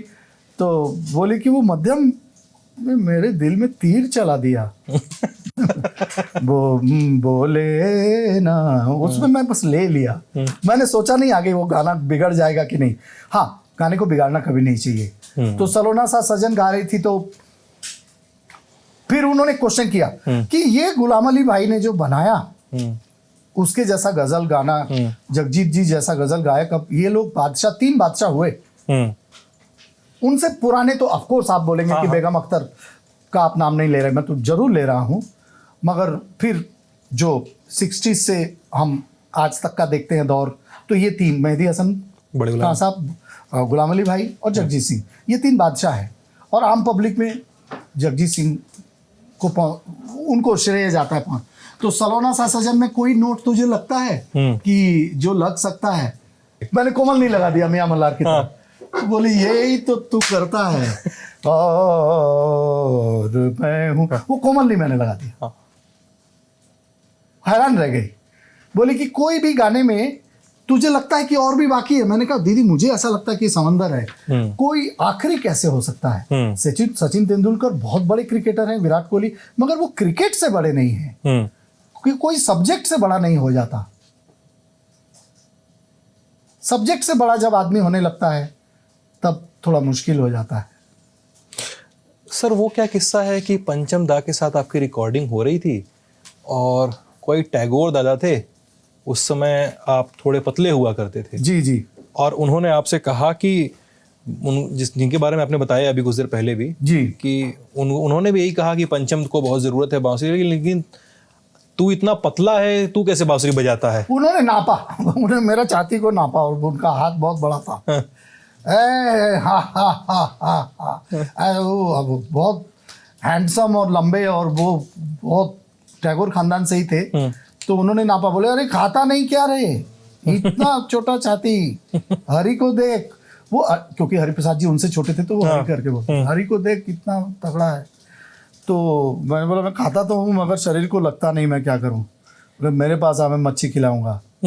मैं रहता था पेंगेस्ट में, उनके होटल में रहते थे, उनको कोई देखने वाला नहीं था। बस एक ऐसा व्यक्ति जो एक गॉडफादर बन के आया, तो फिर मैं उनके साथ ही आना जाना करता था पंचम दा के वहाँ। दादू दादू करके बोलता था उनको। वैसे इंडस्ट्री में दक्षिणा मोहन टैगोर थे, मगर उनको दुखी बाबू लोग बोलते थे। दुखी दा वैसा उनका नाम था। पंचम दा के साथ आप थे तो जाहिर सी बात है गुलजार से सामना हुआ ही होगा जी। फिर इसलिए दिल पड़ोसी है आपने वो एल्बम किया भी। क्या वहीं से वो सफ़र हुआ जो माचिस तक गया, जो खालिस्तान एक्सट्रीमिस्ट मूवमेंट पे वो मूवी बनी जो गुलजार साहब ने बनाई, विशाल भारद्वाज का संगीत है जिसमें? नहीं, हाँ, और भी पहले। अच्छा, और भी पहले गुलजार साहब की मुसाफिर मैंने बजाई, इजाजत बजाए थे आपने। मुसाफिर का एक गाना था, मैं थक गया हूं मुझे सोने दो, हाँ बहुत रात हुई, चांद से कह दो उतर आए, हाँ बहुत बात हुई। मैं बजा रहा था तो गुलजार साहब मेरे पास आए और बोले कि अरे लफ्जों को सुन के बजाओ। मैंने कहा लफ्जों को क्या सुनूं, मेरे पास लफ्ज है ही नहीं, मेरे पास तो सिर्फ साउंड और सुर है। सोचना शुरू किया। किशोरदा दिल चीर के गा रहे थे, मैं थक गया हूं मुझे सोने दो। ऐसे लग रहा था कि वो जीवन से थक गए हैं, सो जाना चाहते हैं हरदम के लिए। तो फिर मुझे मालूम पड़ा कि कितना दुख मुझे लाना है इसमें, कितना दुख बांसुरी ला सकता है।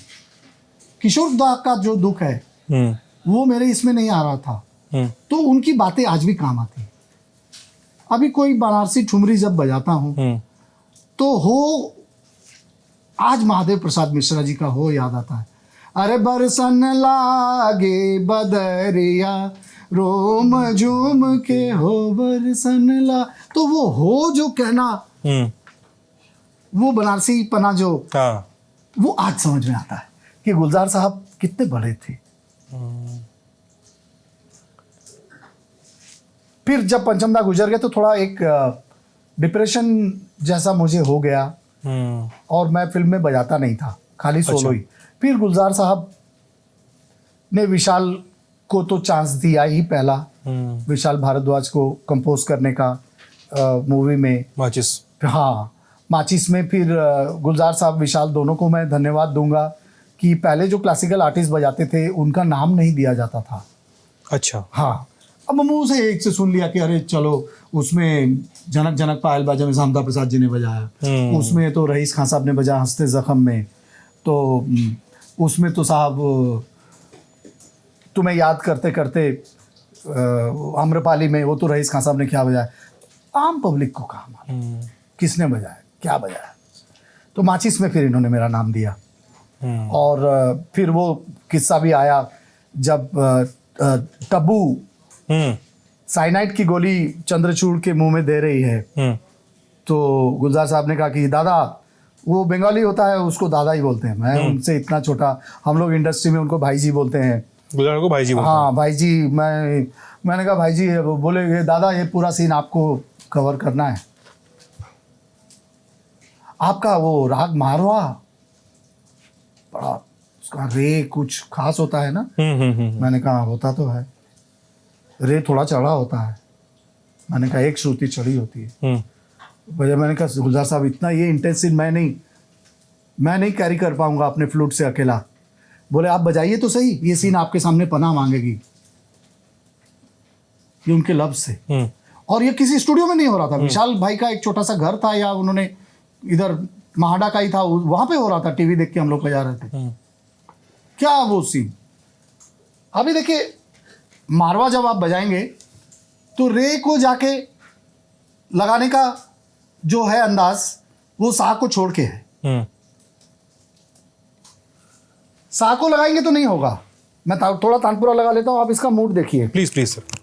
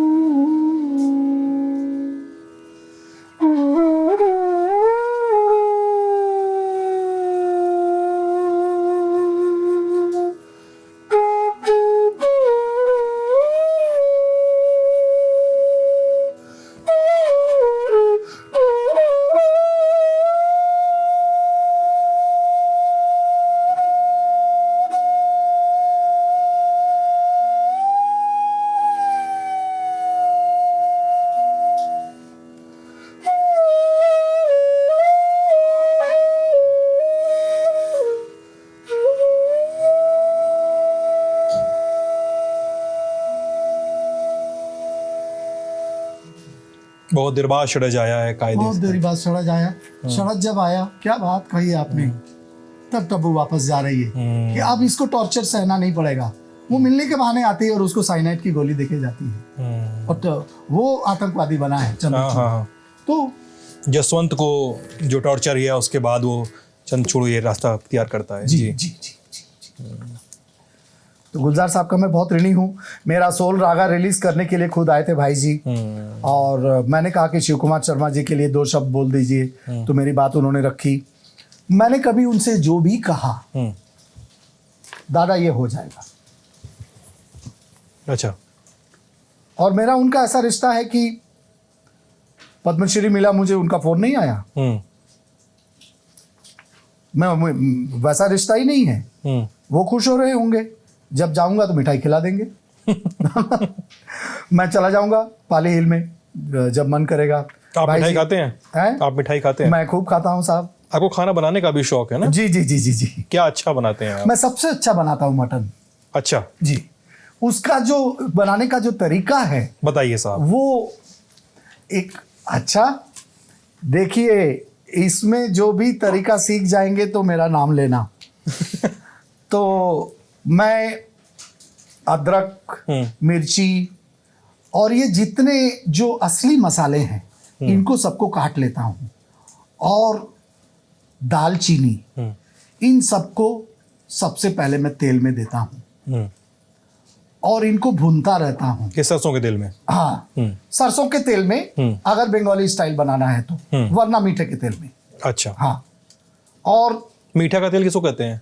जो सनफ्लावर का आता है। अच्छा, ये जो ठीक है, रिफाइंड ऑयल जिसको कहते हैं। रिफाइंड ऑयल और ये सब। ओके, तो मगर उसका टेस्ट आपको मिलेगा सरसों के तेल में। ठीक है।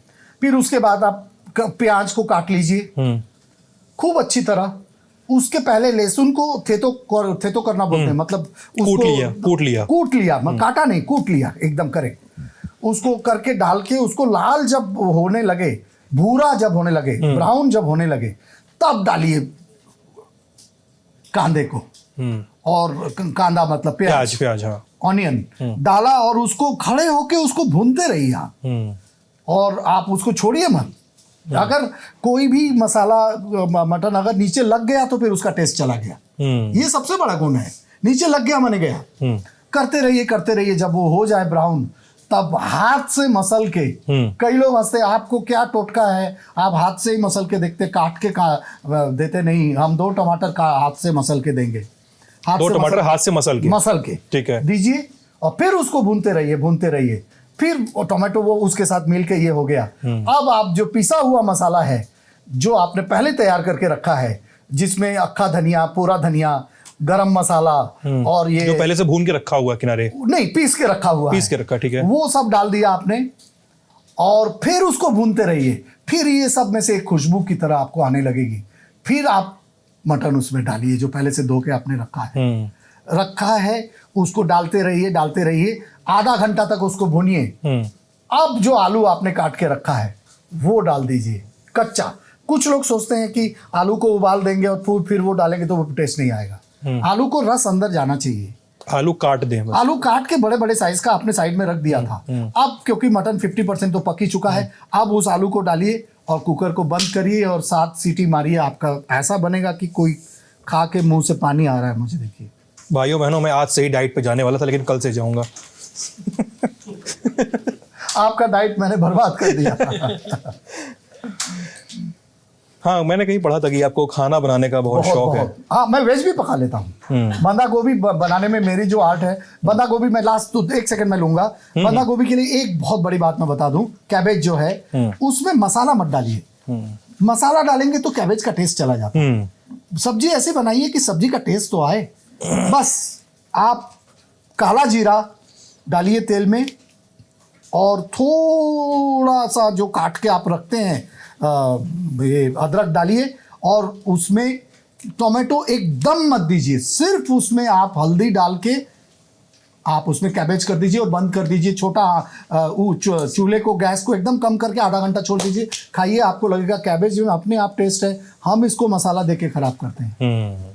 ये कैबेज हम बनाते हैं। आपने मटन का जिक्र किया और मटन से आपके एक अनन्य मित्र, क्या आप कहते हैं कि वो गुरु भी हैं आपके, आप उनको दादा कह के बुलाते हैं, और अभिनेता नाना पाटेकर का ख्याल आया मुझे। और फिर ख्याल आया मूवी परिंदा का जी, जिसमें सुरेश ओबेरॉय, जैकी श्रॉफ, अनिल कपूर, नाना पाटेकर हैं और विलेन बांसुरी बजाता है। जी, यही तो पंचम है। देखिए अभी पंचमदा बोले कि ए तू को गलत काम किया लाइफ में। तू किसी को मारा? नहीं। अरे तो कैसे चलेगा, खाली मीठा से कड़वा तो नींबू देना है, विस्की में नींबू डाल। तो ये मजाक कर रहे थे, विस्की में नींबू डाल ये सब कर। तो बोला ये जो विलेन है ना, ये जैकेट पहन के आएगा, कोट पहन के, और नीचे पैजामा कुर्ता पहन रहा है, तो अजीब सा इसका ड्रेस, सुरेश ओबेरॉय बना। हाँ, तो ये ऐसा बजा कि वो बचते ही लगे कि अभी कुछ गलत होने वाला है।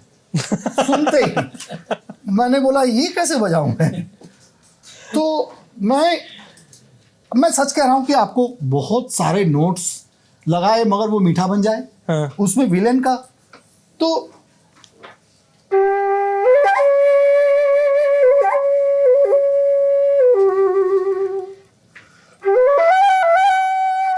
ये मैंने रिकॉर्डर में बजाया था। अच्छा। काश आज रिकॉर्डर होता तो मैं बजा के दिखाता। हाँ। रिकॉर्डर लेके उसके टोन में मैंने ये बजाया ताकि एकदम विलेनिश लगे, बांसुरी ना लगे। क्योंकि बांसुरी क्या है कि ये कृष्ण की बांसुरी है, ये थोड़ा आते ही soft है। थोड़ा ये मिठास ला ही देता है। अनलेस सिर्फ फ्लटरिंग एक ऐसा चीज है वो थोड़ा विलेनिश होगा। अगर आप एक वो ही है। हाँ। और इसमें तो मैंने रिकॉर्डर में वो तो पंचम से पहले किसी ने ये नहीं सोचा कि बांसुरी विलन के ऊपर आएगा। और नाना से मेरी दोस्ती तब से हुई। हाँ, ज्यादा जो मेरा क्लोजनेस हुआ वो पूना में हुआ। पूना में मैं पंडित CR व्यास जी की बरसी बजा रहा था, जो कि शशि व्यास जी ने अरेंज किया था। और सुबह का प्रोग्राम मेरा और परवीन काकीमा, परवीन सुल्ताना, नेचुरली वो सीनियर है जी। हमारे क्लासिकल में, ये सब चलता है। हाँ। पहले जूनियर, मैं पहले बजाया, मैं खो गया। आप देख के भी कुछ नहीं देख रहे हैं, ऐसा एक स्थिति होती है। अर्धमूर्छित उसको बोलते हैं। अर्धमूर्छित की अवस्था में मुझे लगा कि कोई आया है जो इम्पोर्टेंट आदमी है, मगर मैं बजाता रहा। बजाने के बाद एक आदमी अंदर आता है, वो नाना पाटेकर। तो बोलता है आज तेरी बांसुरी ने मेरा सब टेंशन निकाल दिया। अच्छा। चल तेरे साथ एक फोटो लेना है। हाँ, ऐसे बोले? हाँ। वो फोटो आज भी मेरे वेबसाइट पे बहुत पॉपुलर फोटो है वो। मेरे पिताजी गुजर गए थे तो मेरे बाल भी छोटे छोटे छोटे छोटे मगर ज्यादा थे। हाँ। वो फोटो लिया और मेरा नंबर लिया। उसके बाद कभी कभी गणपति, जो नाना की गणपति है वो बहुत पॉपुलर है। हाँ हाँ। मैं एक बार नहीं किया, बहुत गुस्सा हो गए, बोले तू कहाँ है? मैं बोला मैं अमेरिका में हूँ। छोड़ अभी, तो रह गया। मैं बोला अगले साल पक्का, मैं अगले साल पक्का गया।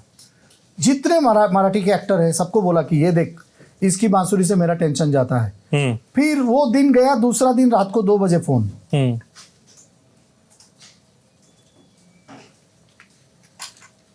तो आदमी कोई हेलो तो बोलेगा नहीं, हेलो नहीं बोल। मैंने बोला आपने फोन किया, मैं क्या बोलूं? क्या कर रहा है? मैं समझ गया नाना है। हाँ। तेरा अभी मैंने देखा BD भारती में, पंडित मत लगा, पंडित बहुत बड़ा चीज होता है। उसमें पंडित रोनू मजूमदार लिखा। हाँ। पंडित खां साहब दूसरे होते हैं, पंडित रविशंकर होते हैं, खां साहब उस्ताद बिस्मिल्लाह खां होते हैं। हाँ।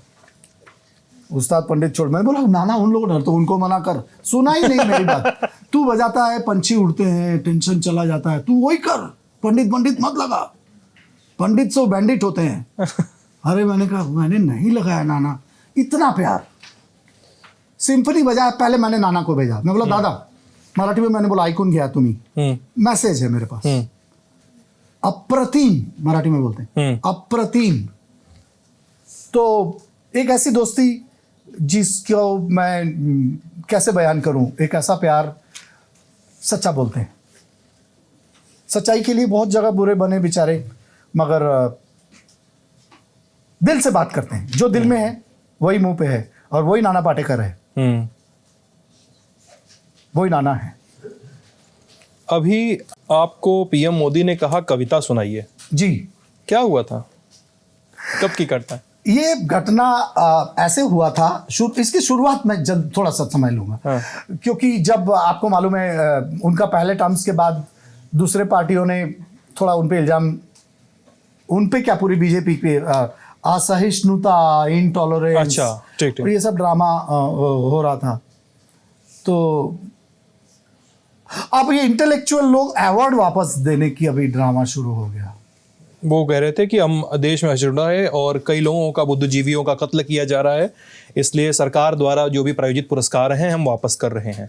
इसको एक अवार्ड वापसी कहा गया। कई वाले इसमें लेखक थे, कई कलाकार थे, अभिनेता थे। जी एग्जैक्टली मैं होता तो कभी नहीं करता, क्योंकि जो मेहनत से ली हुई चीज़ है उसको वापस करना मतलब आपकी मेहनत सही नहीं थी। मेहनत से लिया तो वापस कैसे करेंगे ना। तो पूरा देश को उसका ऐसे एक काम करिए, उसका 150 करोड़ टुकड़ा करिए और पूरे देशवासियों को दीजिए, क्योंकि ये अवार्ड तो देशवासी देते हैं ना, गवर्नमेंट तो सिर्फ उसको स्टैंप लगाता है। तो इस बात के लिए अनुपम जी ने मुझे फ़ोन किया। ओके, अनुपम खेर ने? हाँ, मैं अनुपम बोल रहा हूँ। तो मैंने बोला, मैंने थोड़ा बदतमीजी से बात किया। मैं बोला तेरे को अभी फ़ोन करने का टाइम मिला, इतना दिन कहाँ मर गया था। मैंने सोचा कोई दूसरा अनुपम है। अनुपम चैटर्जी कीबोर्ड प्लेयर है जो भैरव चैटर्जी का बेटा है, उससे मैं तू करके बात करता हूँ। ये बड़ी अजीब चीज़ हो गई। तो फिर वो बोल रहे, अरे भाई रोनुदा सुन तो लो। मैं बोला इतनी अच्छी तरह तो बात नहीं करता है वो वो तो थोड़ा रफ टाइप का है, मुंबईया भाषा। अरे चल रहे आने दे हवा, चल रहे भिड़ू, हाँ वैसा वैसा वो यू नो। तो मैंने बोला आप कौन बोल रहे हैं? भाई मैं आपका भाई बोल रहा हूँ, अनुपम खेर। अरे मैंने कहा मुझे क्षमा कर दीजिए प्रभु, मुझसे बहुत बड़ी गलती हो गई। बोले अरे अनुदा आप बात अच्छी कर लेते हैं। और मैंने कहा नहीं मैं बजाता भी हूँ। नहीं बजाते तो है आप, आपकी वाणी भी ठीक ठाक है। तो बोले ठीक है, बुद्धिजीवियों का जवाब बुद्धिजीवी ही दे सकते हैं। हमें चलना है दिल्ली। हम लोग सब आए, बुद्धिजीवी लोग, मैं था, अनुपम जी थे, मालिनी अवस्थी जी थी, हमारे वासिफुद्दीन डागर और भजन सोपुरी जी भी जीवित थे तब, वो भी थे। हम लोग सब थे, आप जानते हैं उस घटना को। तो हम लोग बाद में रात को पीएम मोदी जी के घर गए तो उन्होंने नागपुर के दिन याद किए। अच्छा, ये बात बहुत महान उनको बनाते, उनकी याददाश्त इतनी तगड़ी कैसे है। कैसे हैं मजुमदार जी, लिखते हैं अभी भी? मैंने कहा मैं लिखता हूं आज भी। बोले नया लेखन क्या है? तो नया लेखन क्या है? नया लेखन क्या है? मैंने कहा चाहे ऊंचे महल बना लो, मालाओं से कंठ सजा लो, जब तक हृदय न तिलक करेगा ये अभिनंदन व्यर्थ रहेगा। जब उनकी मां चली गई तब भी मैंने लिखा, मां भला मां क्यों होती है, मां भला मां क्यों होती है, क्योंकि वो मां होती है। मां जैसी कोई क्यों नहीं होती, क्योंकि वो मां नहीं होती। उसी में मैंने घुमा दिया पूरा। खुश हो गए। तो इस बार पद्मश्री में जब आए तो फिर उन्होंने पूछा कविता लिख रहे हैं क्या, ऐसे पूछा? हाँ कविता लिख रहे हैं क्या, इतनी उनकी याददाश्त। तो फिर मैंने कहा कि बंदिशों पे लिख रहा हूं मैं। बोले कौन सी बंदिश? मैंने कहा तोड़ी राग पे लिखा है। तेरो जन्म भी तो जाए भजन बिना, भजले राम तू रैन दिना, मानस जन्म दियो दुर्लभ क्यों व्यर्थ करे सत्संग बिना, तेरो जन्म भी तो जाए भजन बिना। ये मैंने लिखा। फिर बोले वो कौआ वाला क्या था आपका? ये सब लोग खड़े थे, एल सुब्रमण्यम जी और सब खड़े हैं, सबको वो ऐसे घूम के सबको मिल के जा रहे हैं पद्मा अवार्डीज को। तो फिर मैंने जी रहे हैं लोग कैसे, जिसपे मुझे अवार्ड मिला था 12वीं कक्षा में। अच्छा। फिर पढ़ाई तो मेरी पूरी नहीं हुई, आप जानते ही हैं। हाँ। मैं बैचलर नहीं हूँ। मैंने सोचा इसी में पीएचडी करूँ, सब यही मेरा जीवन है। एक मेरे पिताजी कहते थे एक साधे सब साधे, सब साधे सब जाए।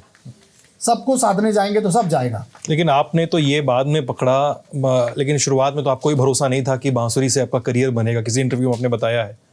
मैंने बांसुरी में करियर बनाने के लिए पकड़ा ही नहीं। मुझे लगता था कि मैं बांसुरी के बिना जी नहीं सकता। ये तो कब प्रोफेशन बन गया ये तो।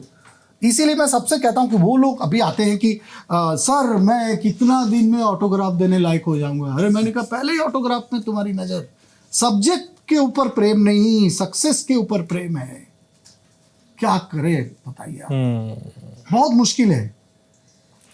आजकल के शिष्यों में मुझे 10 में से कोई एक मिलता है कि गुरुजी आपके जैसा कब। मैंने कहा मेरे जैसा कब बजाएगा तू, इसको छोड़, तू जो बजाएगा वो मेरे से अच्छा भी हो सकता है। इसीलिए तू अपनी तरह बजा, मेरे जैसा बजा ही मत तू।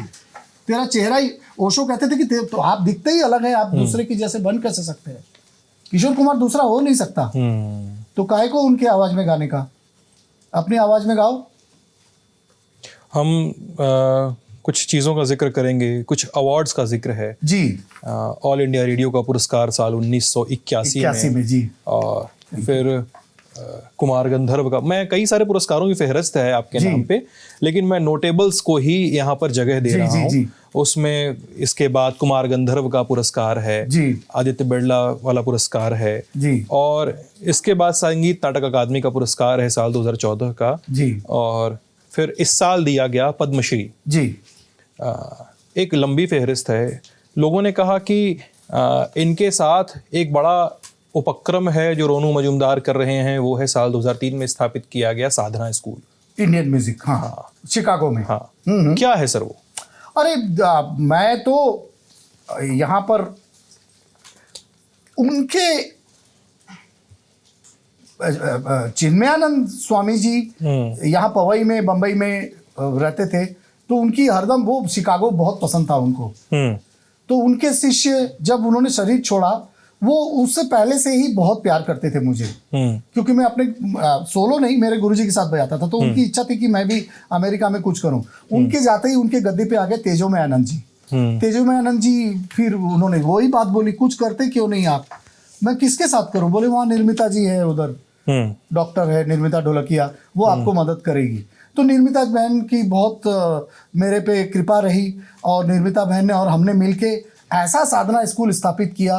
कई वहाँ पे वाइट लोग भी सीखते हैं, और एक से एक कलाकार हम दे रहे हैं। अच्छा, उसमें ऐसे ही लोग नहीं आते जो इसको बिजनेस बनाएंगे, ऐसे भी लोग आते हैं जो इससे म्यूजिक थेरापी वो भी करेंगे, क्योंकि जैसे स्पोर्ट्स से शरीर अच्छा रहता है, मन कैसे अच्छा रहेगा? मैं तो जानता हूं कि जो सुसाइड करने जा रहा है उसको राग केदार सुना दूंगा तो सुसाइड नहीं करेगा। ये मैं कैमरे में बोल रहा हूं।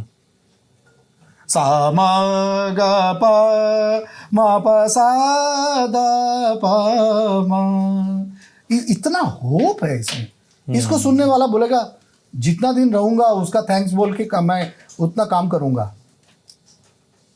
वो जीवन दिया जिसने तो लेगा भी वही ना। आप क्यों अपना जीवन लेने के बारे में आप सोच सकते हैं? और लोगों ने कहा कि पूछिएगा मिस्टिक इंडिया के बारे में भी, पहली आईमैक्स फिल्म जिसका संगीत में एक बड़ा हाथ रोनू मजूमदार जी का भी है। जी, मेरा म्यूजिक डायरेक्शन जो प्रमुख स्वामी जो थे स्वामीनारायण के, वो इसके फंड किए थे, BAPS जी। तो उन्होंने यहाँ तक कि उसमें ऑडिशंस हुए कि जो संगीत दे वो आध्यात्म से ओतप्रोत होना चाहिए। तो इलिया राजा तक का भी म्यूजिक जो मेरे लिए, तो मेरे कंपटीटर वो है नहीं। इलिया राजा तो मेरे गुरु समान है, उनको भी उन्होंने फेल कर दिया। मैं सच कह रहा हूँ आपको, स्पेक्टर हारमोनी में उनका म्यूजिक का ऑडिशन हुआ था, स्पेक्टर हारमोनी स्टूडियो बॉम्बे। तो वो रात को बैठे थे ध्यान लगाने में, तो मेरा एक ध्यान एल्बम है, उसमें 3 पीस है, ध्यान, समाधि, मोक्ष। तो मोक्ष पीस जब बजा, he started crying. He called all his disciples, योगी चरण स्वामी, तमे आओ तमे आओ तमे आओ तमे आओ। ये कौन है जो ये बनाया और बजा रहा है? बोले वो रोनू मजूमदार है, बहुत अच्छे फ्लूटिस्ट है, उसको कल बुलाओ, वही म्यूजिक देगा। ऐसे मुझे म्यूजिक मिला। और इंडिया की पहली आईमैक्स फिल्म में मेरे पास चैलेंज ये था कि जितनी उसमें इंडिया में 2000 साल पहले की जो इंडिया है, जब कोई एलोपैथिक नहीं था, कैसे हल्दी से ठीक होता था, जो भी ऑपरेशन की जगह, नीलकंठ का तो पूरा सेट बनाया था पूरा। हाँ। नीलकंठ का पूरा एग्जैक्टली। आप भी इतने बड़े इंसाइक्लोपीडिया हैं। अरे नहीं सर, रिसर्च की टीम है सर। नहीं, बहुत कुछ आप जानते हैं। तो मैंने शुभा मुद्गल जी के आवाज में मुझे वो कुछ धरती का वॉइस, अर्थी वॉइस, और सितार, ये सब 200-300 साल पुराना साज है। तो इसके पहले क्या साज था? रुद्र वीणा।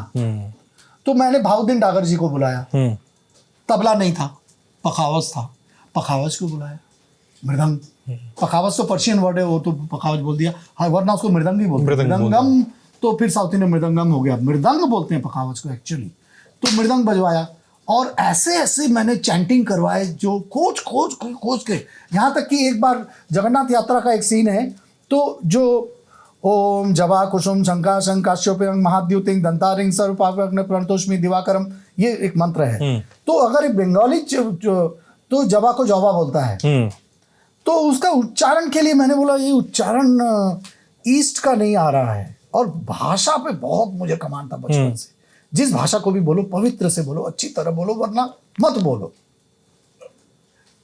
सर समय की कमी है, फिर भी कुछ छोटी छोटी चीज़ें मैं पूछ लेता हूँ। जनता ने कुछ सवाल पूछे सोशल मीडिया पे, अच्छा वाह, मैं वो सवाल आपसे आपके सामने रखना चाहता हूँ। अजीत पूछ रहे हैं, बिना किसी गुरु जी के यहाँ जाए बांसुरी कैसे सीखें, स्टेप बाय स्टेप बताइए प्लीज़, क्योंकि मैं 6 महीने से सीख रहा हूँ लेकिन कुछ नहीं समझ पा रहा हूँ कि कैसे आगे बढ़ूँ। एक छोटे गांव में रहता हूँ, यहाँ कोई म्यूजिक इंस्टीट्यूट भी नहीं है, ओहो, और आगे का रास्ता कैसे तय करें। आप सोशल मीडिया का सहारा लीजिए। गुरु बिन ज्ञान न होए, गुरु कृपा से सब कुछ संभव, इस बात को जान लीजिए। आज हम गूगल मीट पे या किसी भी चीज पे हम सिखाते हैं, और फूक का जो टेक्निक है वो गलत, अगर एक बार मुंह टेढ़ा करके फूकने की आदत तो फिर कोई ठीक नहीं करा पाएगा। प्लीज प्लीज किसी को गुरु बनाइए। मेरा बेटा भी सिखाता है, मेरे शिष्य भी कल्पेश सांचला आज इतना अच्छा सिखा रहे हैं, सोशल मीडिया पे अच्छे गुरु हैं, तो किसी न किसी को आप गुरु बनाइए। आपके वहाँ गुरु ना भी हो तो टेक्नोलॉजी का प्लीज सहारा लीजिए। आप WhatsApp video call, Google Meet, बहुत बहुत सारी चीज़ें हैं, जूम पे सीखिए, आसान है, सबके हाथ में स्मार्टफोन है। आलोक का सवाल है, बांसुरी की ईयर ट्रेनिंग कैसे की जाए, कान की ट्रेनिंग अपने बांसुरी बजाते समय। गाइए, बहुत अच्छा सवाल है, बहुत अच्छा सवाल है। तानपुरा लगा के सा रे, क्योंकि बांसुरी की जब फूकते हैं ना, बहुत अच्छा प्रश्न है ये, तो थोड़ा मालूम नहीं पड़ता है बेसुरा हुआ कि नहीं। तो पहले अगर वॉइस में ट्यूनिंग आ गया, सुरीलापन, तो बांसुरी में भी आ जाएगा। आप थोड़ा सा तानपुरे के साथ गाना गाइए और फिर बजाइए, और इस मिथ्या को छोड़ दीजिए। पुराना सब चला आ रहा है, बांसुरी बजाने से गला खराब हो जाता है, ये हो जाता है, मिथ है ये सब, ये मिथ है। मैं आपको अच्छी तरह 1 घंटा गाने का प्रोग्राम दे सकता हूं, और उसके बाद तुरंत बांसुरी का प्रोग्राम भी दे सकता हूं, तुरंत। प्रूफ मैं हूं खुद। रवि समेत कई लोगों ने पूछा है कि आर्टिफिशियल इंटेलिजेंस और टेक्नोलॉजी के एडवांसमेंट के ज़माने में और फ्यूज़न के ज़माने में बांसुरी का क्या भविष्य है, इंस्ट्रूमेंट जो वाद्य संगीत है उसका भविष्य कैसा है। उसका भविष्य बहुत उज्जवल है। आर्टिफिशियल इंटेलिजेंस जो है वो अपना काम करेगा, वो भावना हम देंगे उसको कॉपी करेगा, जो हम देंगे उसको वो कॉपी करने की क्षमता रखेगा, मगर वो दे नहीं पाएगा, प्रोड्यूस नहीं कर पाएगा। हम जन्म देंगे ना। हम एक चीज को, जैसे कि मैं अगर एक तान बजा रहा हूं तो आज मेरे मन में एक विचार आई, ये मन कहां से आएगा? आर्टिफिशियल इंटेलिजेंस में मन नहीं रहेगा ना उसके पास।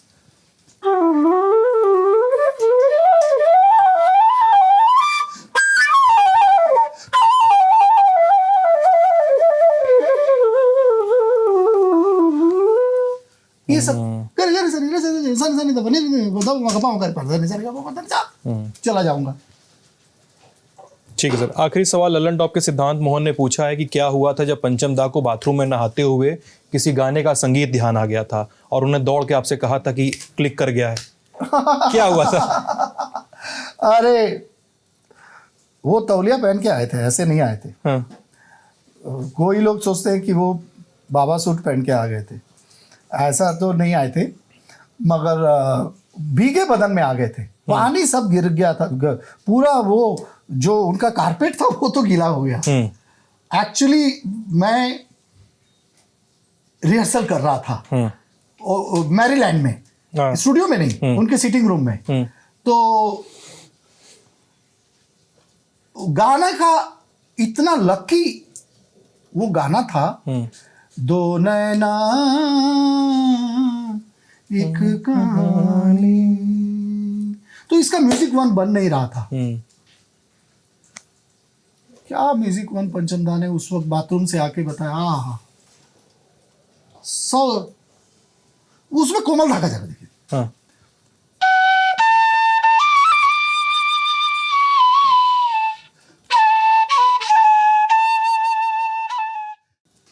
समझ में अरे निकल आए भाई, वो क्या समझ में आया? कोमल का अंदर लगा। अरे कोमल का अंदर लगाएगा तो लगा ना, तुझे बोल रहा हूं। चिल्लाए मेरे ऊपर, लगा तो रोंगटे खड़े हो गए। मैं उठ खड़ा हुआ, मैं दादा कपड़ा पहन के आइए। अरे अभी नहाना हुआ नहीं, फिर बाथरूम में गए, फिर रिहर्सल हुआ। गाना में उनको मुझे लक्की मानते थे, क्योंकि इंडस्ट्री में नेपोटिज्म ये वो सब बहुत होता है, जिसका शिकार मैं भी रहा। और कई जगह नकारा गया, क्योंकि मैं बड़े उस्ताद का बेटा नहीं हूँ ना, बड़े पंडित का बेटा नहीं हूँ, तो झट से मुझे कोई लिया नहीं। तो पंचम दा का ये मैं भूल गया मैं क्या बोल रहा था। पंचम दा ने आपको मौका दिया, बोले नहाना बचा हुआ है, वो चले गए थे अंदर वापस। हाँ। तो वो आए और मुझे लक्की बोलते थे, क्योंकि इंडस्ट्री में इतना पॉलिटिक्स था। अमर प्रेम को फिल्म फेयर अवार्ड नहीं दिया पॉलिटिक्स के चक्कर में। डेफिनेटली आज बोलते हैं ये क्या हुआ कैसे हुआ, लोग बोलते फिल्म फेयर क्या देगा अवार्ड, पूरा दुनिया ने अवार्ड दे दिया। तो फिर पहला अवार्ड जाके इस गाने में मिला, ये बाथरूम से जो निकले ना, दो नैना एक कहानी, बेस्ट म्यूजिक डायरेक्टर पंचम दा को मिला, और बेस्ट सिंगर अवार्ड आरती मुखर्जी को मिला। और बोलते थे ये लकी है मेरे लिए, आज तक मुझे मिला। और पंचम दा को पॉलिटिक्स आता नहीं था। दोनों का कॉम्बिनेशन होगा तो फिल्म इंडस्ट्री में बेस्ट है। You have to be good politician and you have to be a great musician. I am not saying that only politics will help you to survive, no no no, talent has to be there. मगर वो तिया पाचा जो हमारे industry में चलता है ना, तो वो भी थोड़ा ज्ञान पंचम दा को नहीं था। तो मगर आज जाने के बाद he has become like a semi God.